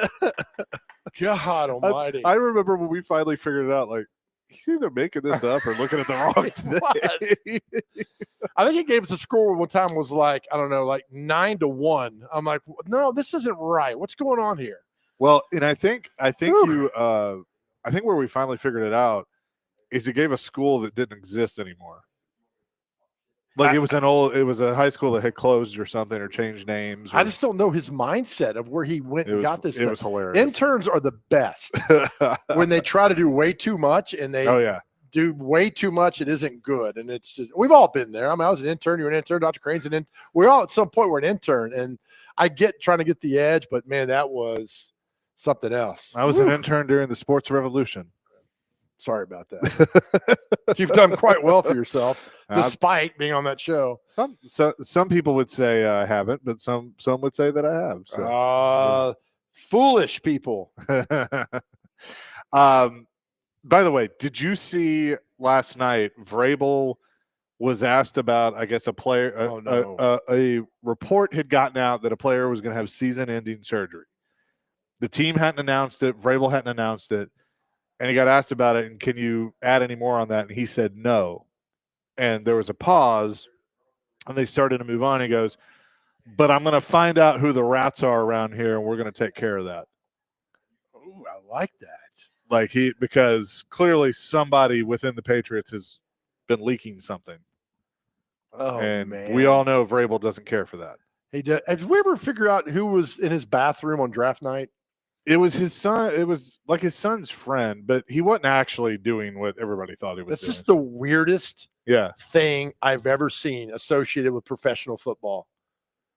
Wasn't he wearing like an Avoid the Noid Domino's pizza costume? I mean, look, let's just be honest. COVID was just entertaining in some ways. Like Roger Goodell sitting in his basement.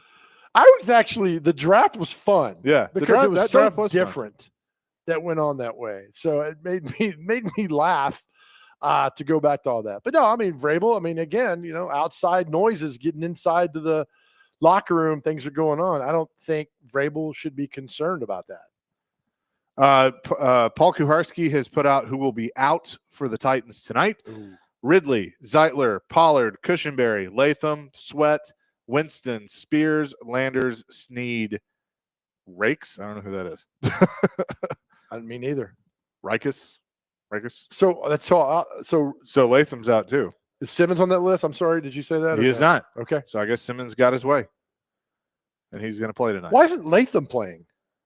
I don't know. He I don't needs know if he's all the been work. Banged up or what. God.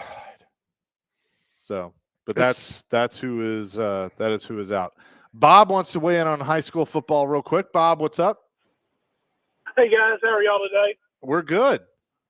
Hey, real quick, Joe, you were bringing up you gave that poor girl that bogus game pipe and everything. Yeah. I know you both know Paul pretty good. And when Paul used to be on a competing station, I don't know if you ever heard about this. They used to do the Mantateo High School Game of the Week. Did y'all ever hear about this thing? No. So what they would do is they would give Paul 4 high school games that week, and he had to figure out which one was a bogus high school game. They'd make it the most elaborate names, but some of these teams, as they claim, you'd be like, "What school? No, that's bogus. There's a real school in Tennessee."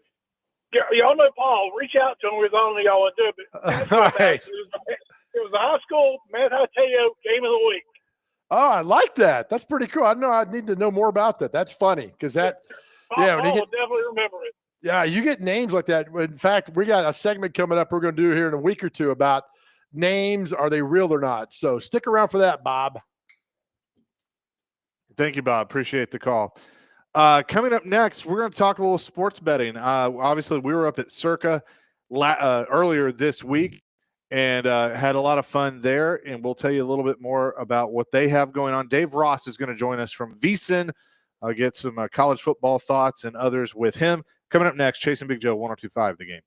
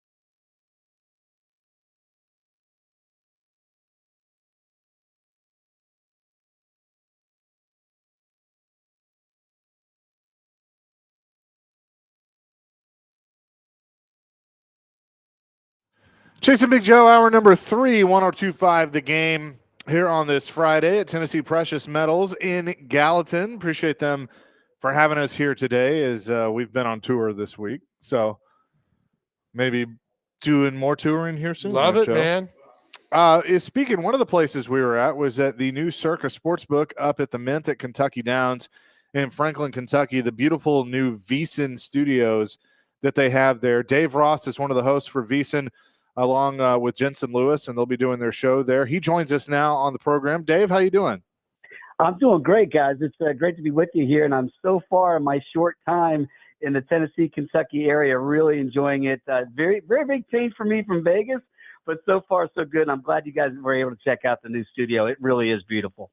Yeah, and I mean, I think the atmosphere there is going to be really cool because you're right next to Nashville, and everybody can travel up there for football weekends and watch from the sports book. It's such a cool facility.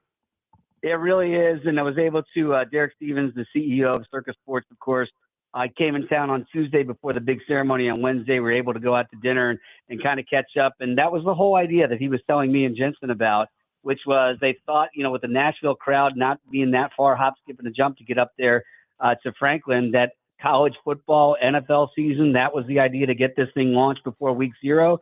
We were able to do that Wednesday, and here we are on a Friday, and I know it's going to be pretty packed in there tomorrow, not just for Western Kentucky, but certainly the big one overseas in Dublin between Iowa State and K-State. Well, that's what I was about to bring up. It's not quite the full course, but we're going to whet the appetite a little bit with some college football tomorrow. Iowa State, K-State being the big one in Dublin. What's kind of your read on this one with K-State being a 3.5-point favorite?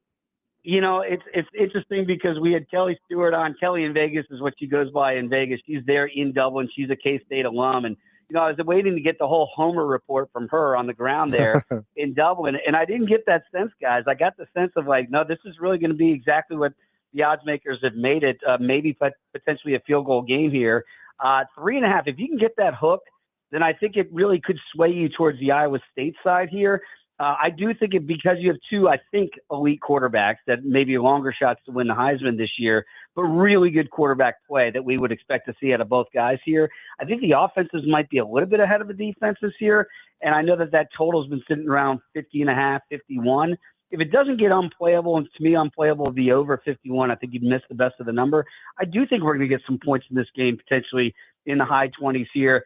I haven't been able to get to the window yet on this game, and I know sometimes it takes the patience of Job to do this, but if you have it, wait and see what the first two series look like because they're still kids. They just got over to Dublin yesterday, and the body clock's getting back to their normal Midwest time. It might be a little bit off, but I might want to wait, see what the first quarter looks like. If they get off to a slow start and that number comes down into the mid-40s perhaps, that's when I might look to hop on live and go for the over. Dave, that's the information we need, man. Thank you for that. That's perfect. All too often we're like, throw the money down, forget about it, but then read the body language and the team. I like stuff like that. We need to know things like that because all too often we just place a bet and that's it. You know what? It's so funny because it's so true that I think we have been conditioned as bettors throughout the years to always play before the game tips, before the game kicks, before the first pitch.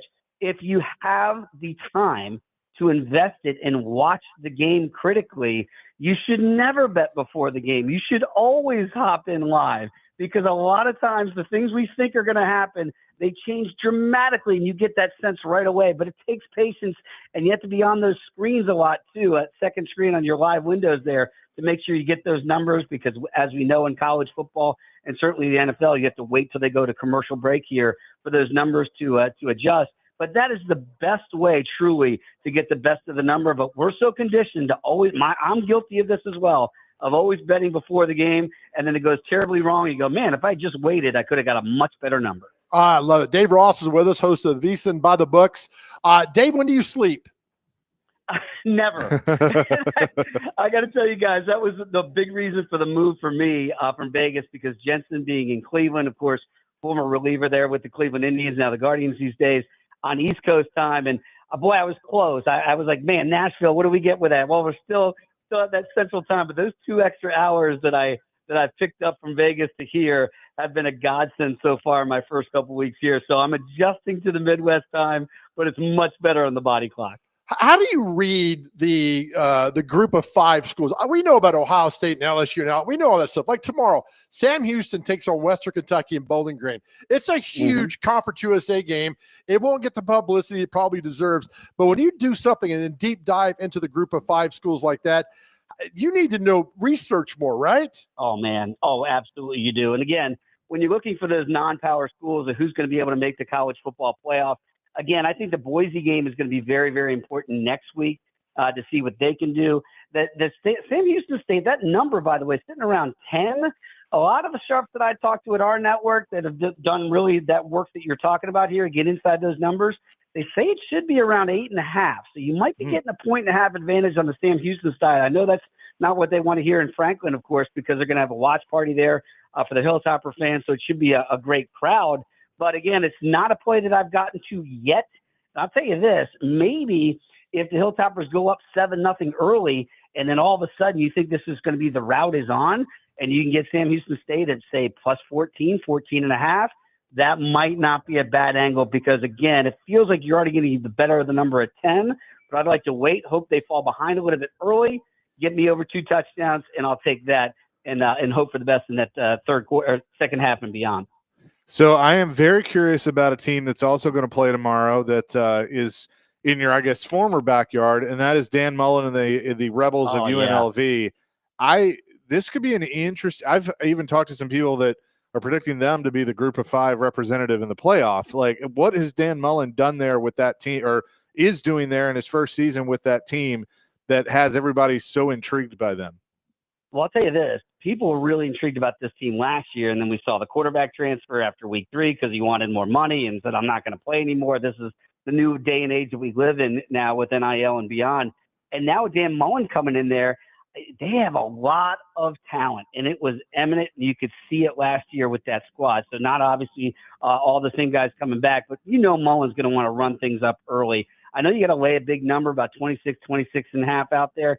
There's no way I'd look to the other side. Again, if you made me play it early, and again, if you think a favorite is absolutely going to roll, which I would in this case, then I don't mind doing that. But if you're looking to the dog side and think they might fall behind early, you can wait on it for the in-game that we talked about. I don't see that case here. I think it's going to be all one-way traffic with UNLV at home, and Mullen really wants to get off on the good foot. I'll tell you guys this. He's done a lot of media around my old stomping grounds there in Vegas before I left. He's pretty energetic about this new chance that he has, and I think you're right. I think he looks at it and goes, if it's not Boise, it could very well be us, and what better way to get off on the good foot with a big, nice win in week number 1 or 0. Dave, let me ask you, when teams from the mainland go play Hawaii, what's the sense of that? Because Stanford travels out there tomorrow. I know the West Coast Hawaii, it's like a 4-hour plane ride, but still, I mean, you're playing on an island in the middle of the Pacific. I know it sounds like boom, but I mean, there's a big change. What's the sense? Because a lot of people are betting on this game tomorrow. Yeah, and this is one of the games that I do have a ticket on. I didn't even get the best of the number here.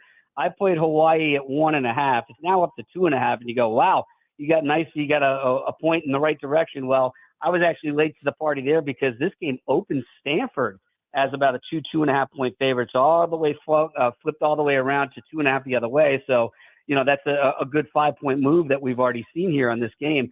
And what's really interesting, my old co-host here on the show, back when I was in Vegas, was Michael Lombardi.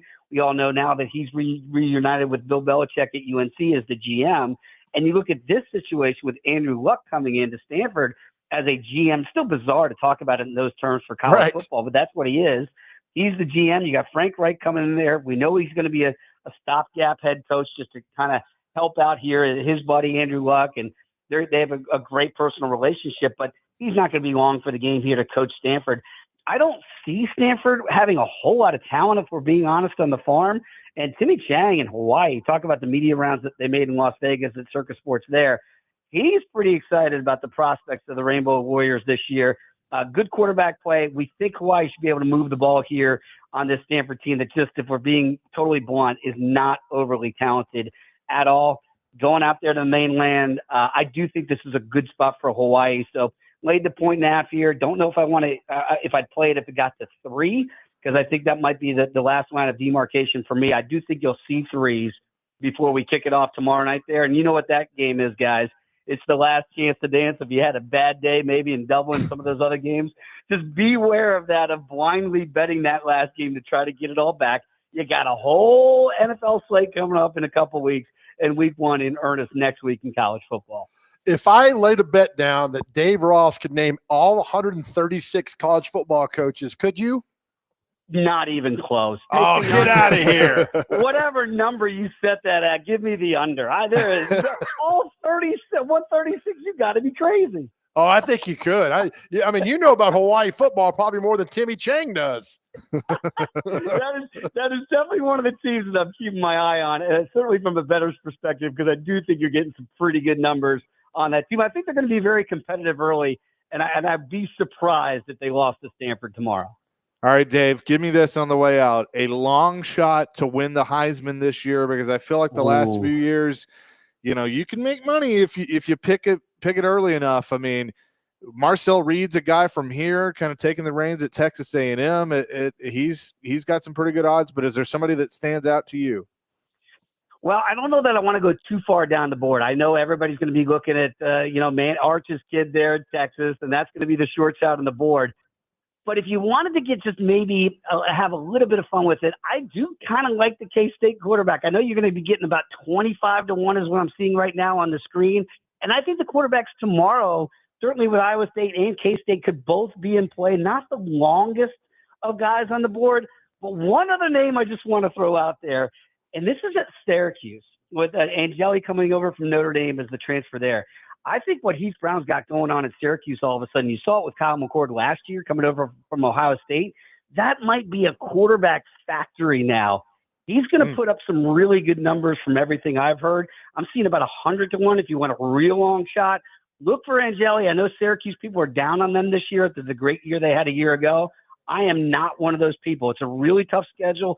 Opens up with Tennessee next week. 12.5 points is what I'm seeing right now. I think the Cuse might be not only live in that game, and if they show up and put up points against a good Vols defense in week number 1, watch Angeli. I think that number is going to come down a lot, and I think Syracuse is going to be very game in a lot of games that people think they won't be competitive in. I totally agree. I think Tennessee's in for a dogfight next week. You talked about Bill Belichick in North Carolina. Have you seen more play come in on North Carolina? Just because when people are curious, Dave, you know this, they'll watch more and see more and place a little bet here and there. Has North Carolina moved the needle at all?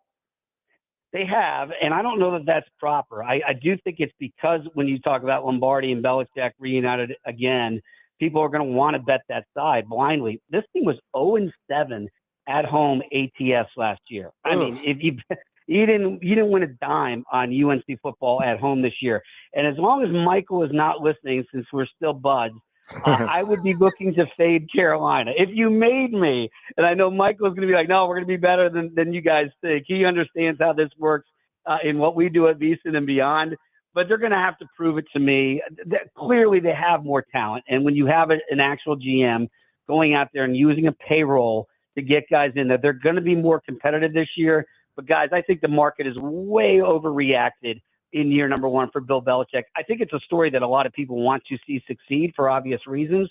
I just don't think that the ACC right now, I don't think it's a great conference by any stretch, but it is going to be better. Clemson, I think, is going to be better, looking more like the Clemsons of old. I think Florida State actually will be a little bit more improved. I talked about Syracuse a little bit. We know about Louisville, SMU.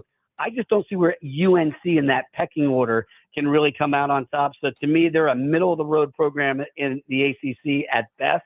And I think if you're fading UNC for the majority of the year, your ROI at the end of the year is going to be in the black and not in the red. By the way, Dave, you look like a younger version of the most interesting man in the world. Really? Yeah. You still got the beard? We still got the beard and the gray hair? The beard. It's got a lot of gray in it. I got my hair cut here and my beard trimmed. Wow, I am getting old. You look great, man. Hey, thanks, guys. Enjoy the show. Dave, thanks so much for joining us on the program, and we'll hopefully be running into you up there in Franklin, Kentucky. That'd be great. I got to get you guys locked into my dial now, so enjoy the listen, and I appreciate y'all's time and for having me on. Absolutely. Dave Ross, he's the host of VSiN by the Books, which will be from 6 to 9 Central Time. They're out of the VSiN studios up there at the Menta, Kentucky Downs at the Circus Sportsbook in Franklin, Kentucky, Very cool. which is where the Weekend Huddle will be tomorrow. Yeah. Doing their show. So looking forward to that. I mean, we walk in that studio Wednesday and you felt Oh, powerful. You did. Also, you can hear VSiN's programming, including that show, on Sports Talk 8:30 a.m. every day. So we're excited to be paired up with VSiN on as a part of the Game Nashville Sports Network on Sports Talk 8:30 a.m. We'll have more coming live from Gallatin here at Tennessee Precious Metals on 102.5 The Game.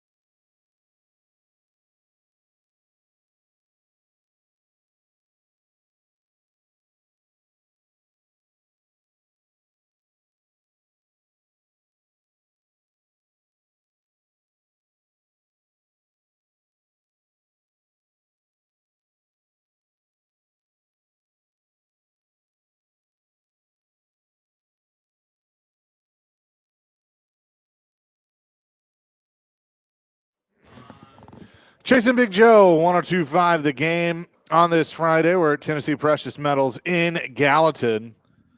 We'll be telling you a lot more about this place coming up in a few minutes. When we go and do these tours, we want to tell you about the places that we are actually at. As I hit the wrong button. I'm like, where did you go? Come back here. Turn myself off. Yeah. So we're going to be hitting a lot around Middle Tennessee over the next couple of months. Looking forward to getting out in the boot and seeing people and having some fun and visiting. It's like a hometown tour.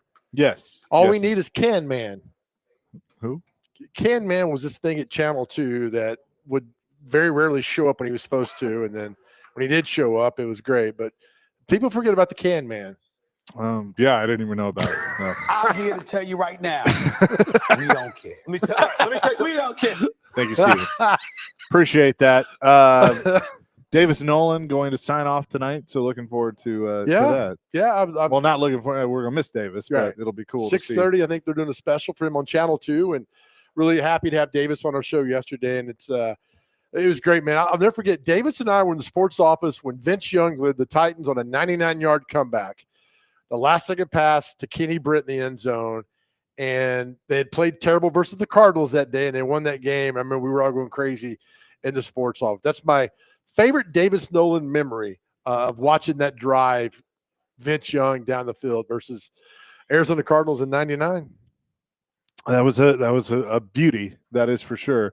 I got to tell you, I'm excited to watch some college football tomorrow. I mean, I will be watching most of the day. Of course, we're going to go and they're going to honor Aaron Donnick tomorrow. So we're going to support Willie and his family and Aaron and do all that. But before that, Iowa State, Kansas State, it kind of wets the whistle just a little bit before really Thursday when everything gets going. Sounds good. About Fan Day at MTSU tomorrow night. We'll be down there to come by and say hi as our week out playing Austin Peay. But, yeah, I brought the Sam Houston Western Kentucky game. That's important if you're an MTSU football fan because that's a Conference USA out of the gate in Bowling Green against two teams that are expected to be near the top of Conference USA. So, yeah, there'll be a lot of eyes on Sam Houston and Western Kentucky tomorrow. So, and then it hits Thursday and the next weekend. Man, it'll be something really cool. But it'll be fun because it's here. And, it's funny. You wait February, March, April, May, June, it just builds up, and then boom. But Dave did bring up a good point, though. We've talked about this, about Syracuse next week down in Atlanta. Tennessee should win that game, but do not take Syracuse lightly. Even though new quarterbacks in there, do not take the orange lightly because it'll be good. That'll be a good game. So tomorrow, Iowa State, Kansas State at 11 o'clock on ESPN. Idaho State, UNLV, Fresno State, Kansas, Sam Houston, and Western Kentucky. That's on the CBS Sports Network. And then Stanford and Hawaii on CBS at 6:30. 6:30. CBS. Oh, CBS. I'll watch that game. I'm from around TV. I'll watch Hawaii and Stanford, but again, Western. And I will have, if I'm back by then, I'll have multiple TV setups because we'll have racing at Daytona, which I cannot miss, racing at the beach, and then some football. No stupid baseball. I'll probably watch the Braves. It's not stupid. Okay. I still enjoy it. Who do they play? I don't even know, but I'll watch them. That's fine. Hey, Dr. Crane, in honor of you, I saw a SportsCenter stat this morning that in like the last 25 games or something, the Rockies have played better than the Dodgers. Is that so? I was like, well, we know Colorado's record, and they played better than the Dodgers. I think it's 20 or 25 games. They played better than them. I'm going to say it. How about that? And your boy Sonny Gray got a win last night, right? He did. Yeah, Cardinals are they're still fringing 500. I don't know what to think of this team. I try to, get invested, and then when I do, they let me down. So it's always a uphill battle. Kind of like this show. So, yeah, we feel it that goes on. What's Sonny Gray's record now? Is he like 12-5, something good? Yeah, I think he has a winning record. I don't know off the top of my head, but I'll double check for you. All right. Thank you for that. I appreciate that. That goes on. You're something else, Joe. You're something He really is. You both are. 615-737-1025 is our phone and text line, driven by WilsonCountyHyundai.com. Coming up next, we'll tell you a little bit more about why we're here today and this wonderful place here in downtown Gallatin. It's Chasing Big Joe at Tennessee Precious Metals here on 102.5 The Game.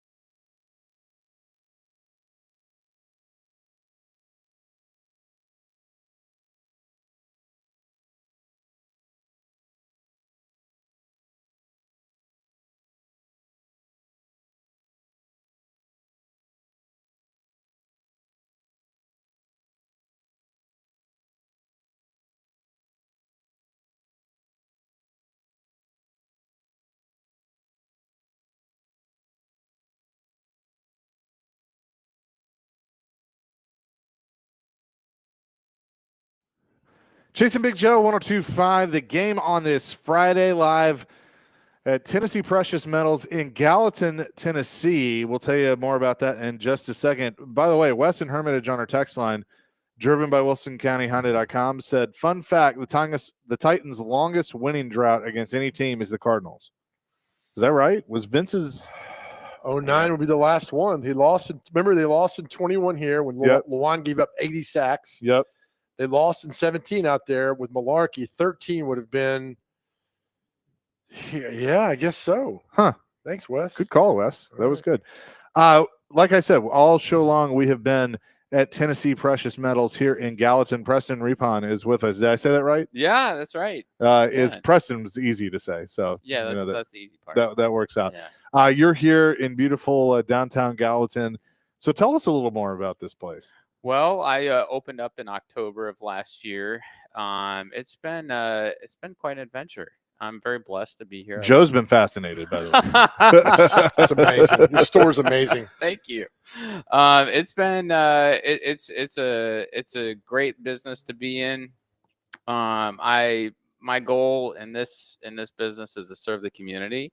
I buy, I sell, I deal in jewelry, I deal in coins, bars, all gold and silver. And anything that is collectible in terms of coins or paper currency as well is what I deal in. And as we're speaking, we're having people walk through the door. It's like Grand Central Station. Why would people normally come into Tennessee Precious Metals? What are they looking for? Well, typically 90% of my business is buying. And the reason that is because I pay the best. I pay better than anybody else in Sumner County. And I try to be as competitive for the whole Nashville market. So, for example, when I'm buying gold jewelry, I typically will pay 70 to 80% of melt value on gold. And, most jewelry stores, you're looking at probably 60%. And the reason for that is I've got this X-ray gun that we were talking about earlier. It's called an XRF. And what it does is it shoots a radioactive beam of light into the metal, tells me exact chemical percentage of, let's say, gold or silver or copper or whatever it is. And so I know when I'm buying jewelry, I know that I'm not going to get burned. So I can pay up. Most jewelry stores you go into, they do what is called the scratch test. So they scratch it, let's say you've got a gold ring. They scratch it on a stone, and then they'll pour hydrochloric acid. And you have different dilutions of hydrochloric acid for 10 karat gold, 18 karat gold, 14 karat gold. And they will see if the hydrochloric acid eats the gold away. And so that therefore it's not real, right? Yeah. My test is a bit more exact. So because I can tell you exactly what's in it, whether it's, I can look at something and be like, okay, let's shoot it. Oh, turns out it's copper nickel. This is just costume jewelry. Sorry. Oh, yes. So that's great. So on average, how many times does somebody walk in here and go, hey, this is my grandfather's old ring that, for years I was told was worth millions, and you have to basically be like, I have a couple customers. They go on GoodwillAuctionsOnline.com and they'll buy $20 bags. We'll sit down for an hour and just shoot. Okay, boom. Oh, yeah, sorry, copper nickel. Boom. Oh, yeah, copper nickel. Oh, hey, we found some 14 karat gold. A little piece, $10, whatever. But we'll do that, and it's just a lot of fun. That's like when those people buy like a storage unit that's been sitting there for years. Yep. I'd do that. Oh, yeah. Yeah, I get that a lot. Will you feed me if I do that? If I come in, I'll show back. Sure. Hey, Preston, you'll get him anywhere with food. It's like, hey, we got food. Big Joe's like, I'm here. What you need? What do you got? I'll get a crock pot in the back. I'll just tell you that one. You like soup? I'll get soup for you. Oh, all right. So you moved here from California. Yes, sir. Yes. You wanted to come to a lot of people do that. Great state of Tennessee. So Tennessee's my fifth state. I'm very blessed to be here, but I moved to California in 2019 and got married, had kids, and I realized this is not the place to raise a family. And because of that, I prayed and I prayed and I prayed, God, please take me out of this place. Please take me out of California. And he led me here. He led me to the Nashville area. And the crazy thing about this store is we were walking around Gallatin. I took my kids to the Gallatin Library one day, and it's last August, and I see this for rent sign. And I said, okay. So I called the number, and it was available, and the price was really good. Yeah. And I was like, okay, all right. So I signed a lease, and here I am. One year later. You've had people come in constantly. Yeah. Do people not work in Gallatin? Curious. I always wondered that. My hours are 10 to 5. I'm like, do we work? Not really. We don't. Is that what this is? I just love people who follow their passion, and you're passionate about that. This is very cool. Yeah. I have I have God to thank for this. Amen. I fell into this business. 5 years ago, I was looking for a job. I had taught English in Vietnam. And while I was in Vietnam, I learned Vietnamese. So out in California, in the San Francisco Bay Area where I was living at the time, there are a lot of Vietnamese people. Right. So there was this precious metal store that was looking for somebody who spoke Vietnamese. I said, oh, hey, I know some. And, anyways, I got hired and they hired me on and I started, trying to practice Vietnamese with a local Vietnamese person.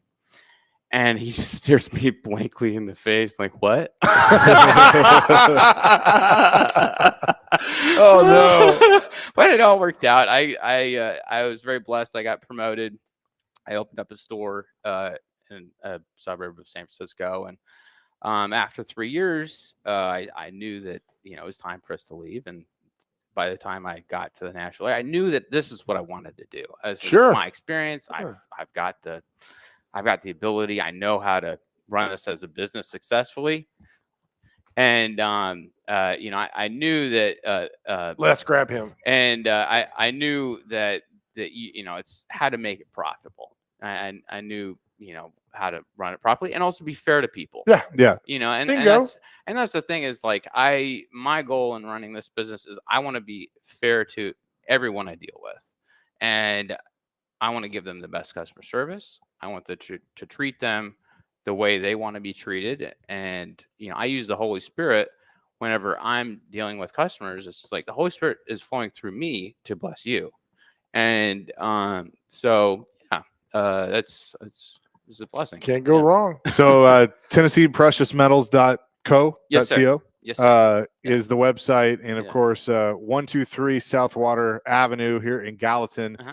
If somebody wants to get something checked out, they can just walk in, right? Yeah, you can give me a call. Phone number is area code 615-210-6091. And just call me up.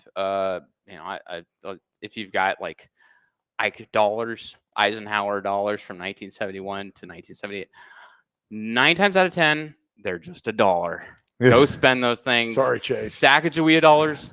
Go spend them. I'm going to tell you right now because I'll probably get those phone calls. Hey, I got this 1976 quarter. It's a bicentennial. Is that worth? No, that's a quarter. Just go spend it. I know you got a customer. I have one more question for you. Yep. What's the most expensive coin ever? Not here, but ever.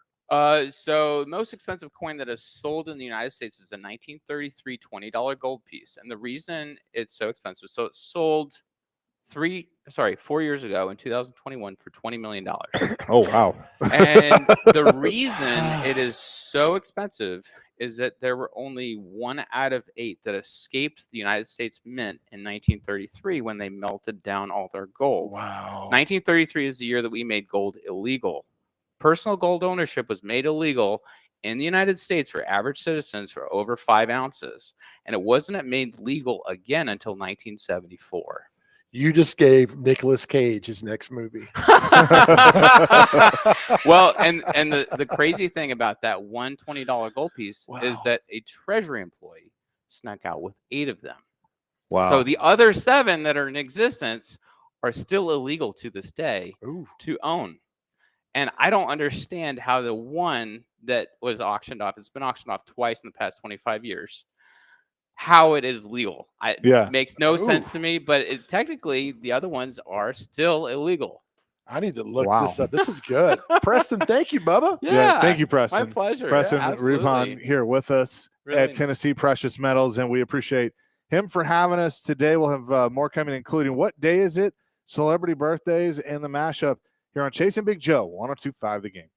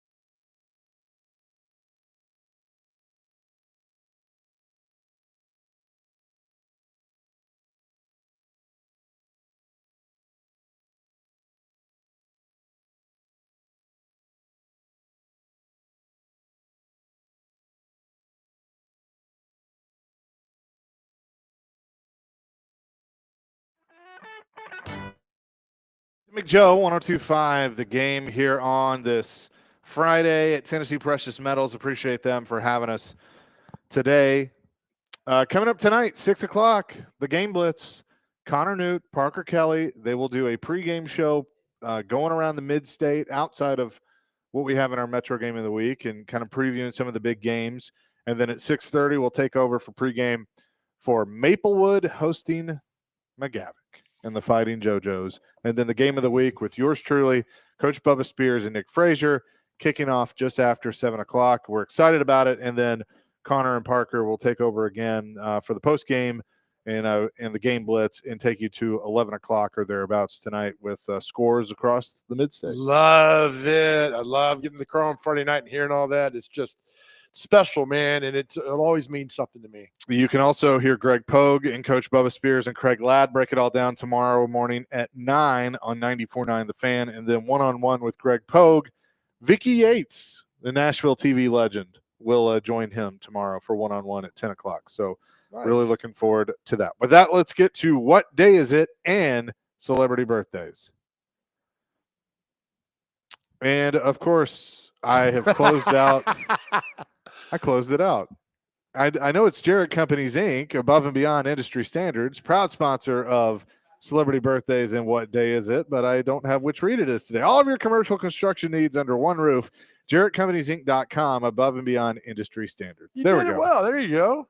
Great recovery. Hey, first on the list, we have Be an Angel Day. Shout out to Preston over there. He's preaching it. Love to hear it. Daffodil Day is today as well, celebrated in Australia. National Bow Day, B-A-O. I don't know what that looks like. A dumpling. Like a bowel? Like no, not a bowel like your stomach. No, like off the bow, like the no. This is a B-A-O. B-A-O. It's like a food. It looks like a dumpling. I put deodorant on, so well, I don't know. Whatever that is, looks good. National Pecan Torte Day, so eat some of that. Never Been Better Day, so I guess something about being better. I don't know. Southern Hemisphere Hootie Hoo Day, Joe's favorite day of the year. Love it. Let's see here. National World Plant Milk Day. Oh, all right. Take your cat to the vet day. Need to do that. And to wrap it up, we have National Eat a Peach Day and National Tooth Fairy Day. Oh boy. Wait, you got a cat? You didn't tell us you had a cat. No, that was me. He said he had to take his cat to the vet. No, I didn't say. I said people need to take their cats. The people didn't come out to get us like take cat to the vet. I'm like, I don't know. What would your cat's name if you had a cat? Mr. Sprinkles? Nah, I'd name him probably Formaggio. Who? Oh, that's Formaggio. cool. That means cheese in Italian. Oh, I like that. Oh, that's kind of my cool. friend, our good friend Phil. His cat is Marcellus Wallace from Pulp Fiction. Oh, nice. I love that. I say the line every time. Does he recite scripture? Yes. When he's about to scratch you? Yes, I'll bring down furious anger. And now, is that it? No, that's it. Yep. National Peach Day and National Tooth Fairy Day. What a combo. Toothless people and eating peaches. Okay. All right. Time for celebrity birthdays. Got to get these within two. Our first birthday, singer Tori Amos. How old is Tori Amos?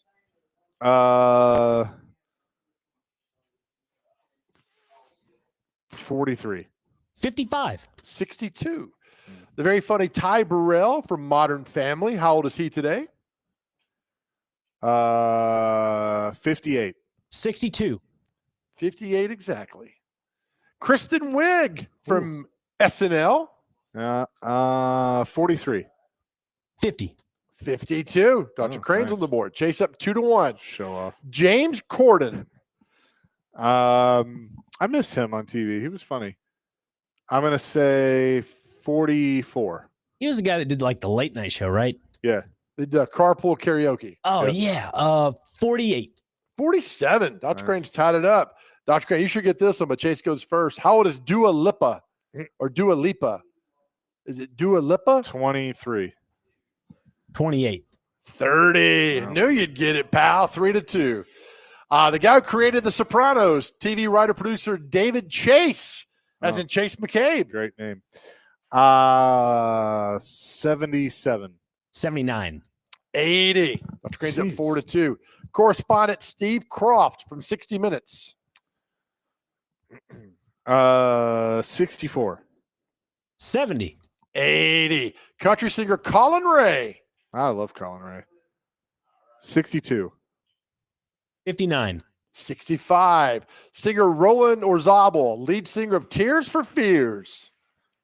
73. 81. 64. Keyboardist James DeBarge of DeBarge. 73. 75. 62. Dr. Crane still up 4-2. Go down a little bit more and see some people. Rapper Beanie Man. I don't know who that is. He's a rapper. Apparently. 47. 50? 52. Dr. Crane's at 5-2. Chase, you should get this one. Singer Howie D of the Backstreet Boys. 53. 58. 52. I told you, get it. 5-3. All right, sports birthdays now. Here we go. Carl Yastrzemski. Oh. What was that moan for? Because I don't know. 78. 80? 86. Dang. Bill Parcells. 84. 85. 84. Exactly. We're tied at 5. The great swimmer, Diana Nyad. Gonna say 61. 67. 76. Paul Molitor. 75. 77. 69. We're still Nice. tied at 5. Great Swedish tennis player, Mats Wilander. Remember him, Dr. Crane? Yeah. 66. Yeah, Mats Wilander. He's oh boy. He said 70-something. I'm gonna go 79. 61. Real good job. All right, down the last 2. LaMelo Bell. That's how do you say his name? LaMelo Ball. LaMelo Ball. Yeah, that's it. 26. 23. He's 24. So last birthday, Dr. Green's up 6-5. How old? Our last one is Max Crosby from the Las Vegas Raiders. 29. 28. Oh, at the buzzer. Dr. Crane gets 28 and he wins 8-5. Good game, boys. Good job, Thank you. Dr. Crane. Congratulations on that. Let's get to the mashup.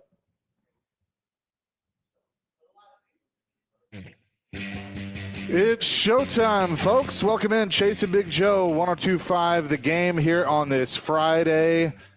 We're in Gallatin, Tennessee today, JoJo. Oh, we're having a good time. We're in Gallatin. The feeling out here is palpable. Ray Lewis So- did that stupid little dance. According to Derek Mason. According to a lot of people. You can run everything out, and I'm not a big shotgun guy. You can run everything out of the shotgun that Shotgun you and need beer. to. See you do it now. So I don't mind that. Who? Can Man was this thing at Channel 2 that would very rarely show up when he was supposed to, and then when he did show up, it was great. But people forget about the Can Man. Yeah, I didn't even know about it. No. I'm here to tell you right now. We don't care. Let me tell you, we don't care. Thank you, Steve. Yeah. On a Friday, do people not work in Gallatin? I always wondered that. My hours are 10 to 5. I'm like, Do we work? Not really. They don't. Is that what this is? Good job, Dr. Crane. That is the mashup today. Yeah, sometimes it doesn't feel like work. Sometimes it shouldn't, right? Nobody wants to work. No. I appreciate Preston from Tennessee Precious Metals for having us here today in Gallatin. You can come by and see him. I'm right here in downtown. I mean, beautiful Gallatin. So It is. You're going to be hanging out here tonight, or not here. He'll kick you out, but He over better at not. Gallatin High School. I'll be over there for Fox 17 football tonight as Hendersonville takes on Gallatin. Looking forward to that. Of What course, time's your first hit? 10:30, I think. Nice. 10:45 or something like that. Nice. So Well, we'll have a good time. enjoy your time over there. That is going to do it for us today. Look, as we've said all week, this is a week for you. If you're struggling, going through something, take action in your life. You know, we tell you all the time, our world is a better place because you are here. I just want you to know how much you are loved. And sometimes your journey can be up and down, but know that we need you here. If you're struggling, please reach out, talk to somebody. It's all about you being here. And we tell you this all the time. You're doing fantastic. Take action. We love you more than anything else in the world. Please know this, that God loves you. Amen to that. Peace, love, rock and roll. Have a great weekend, a safe weekend. We'll see you back Monday at noon. But DVD coming up next here on 102.5 The Game.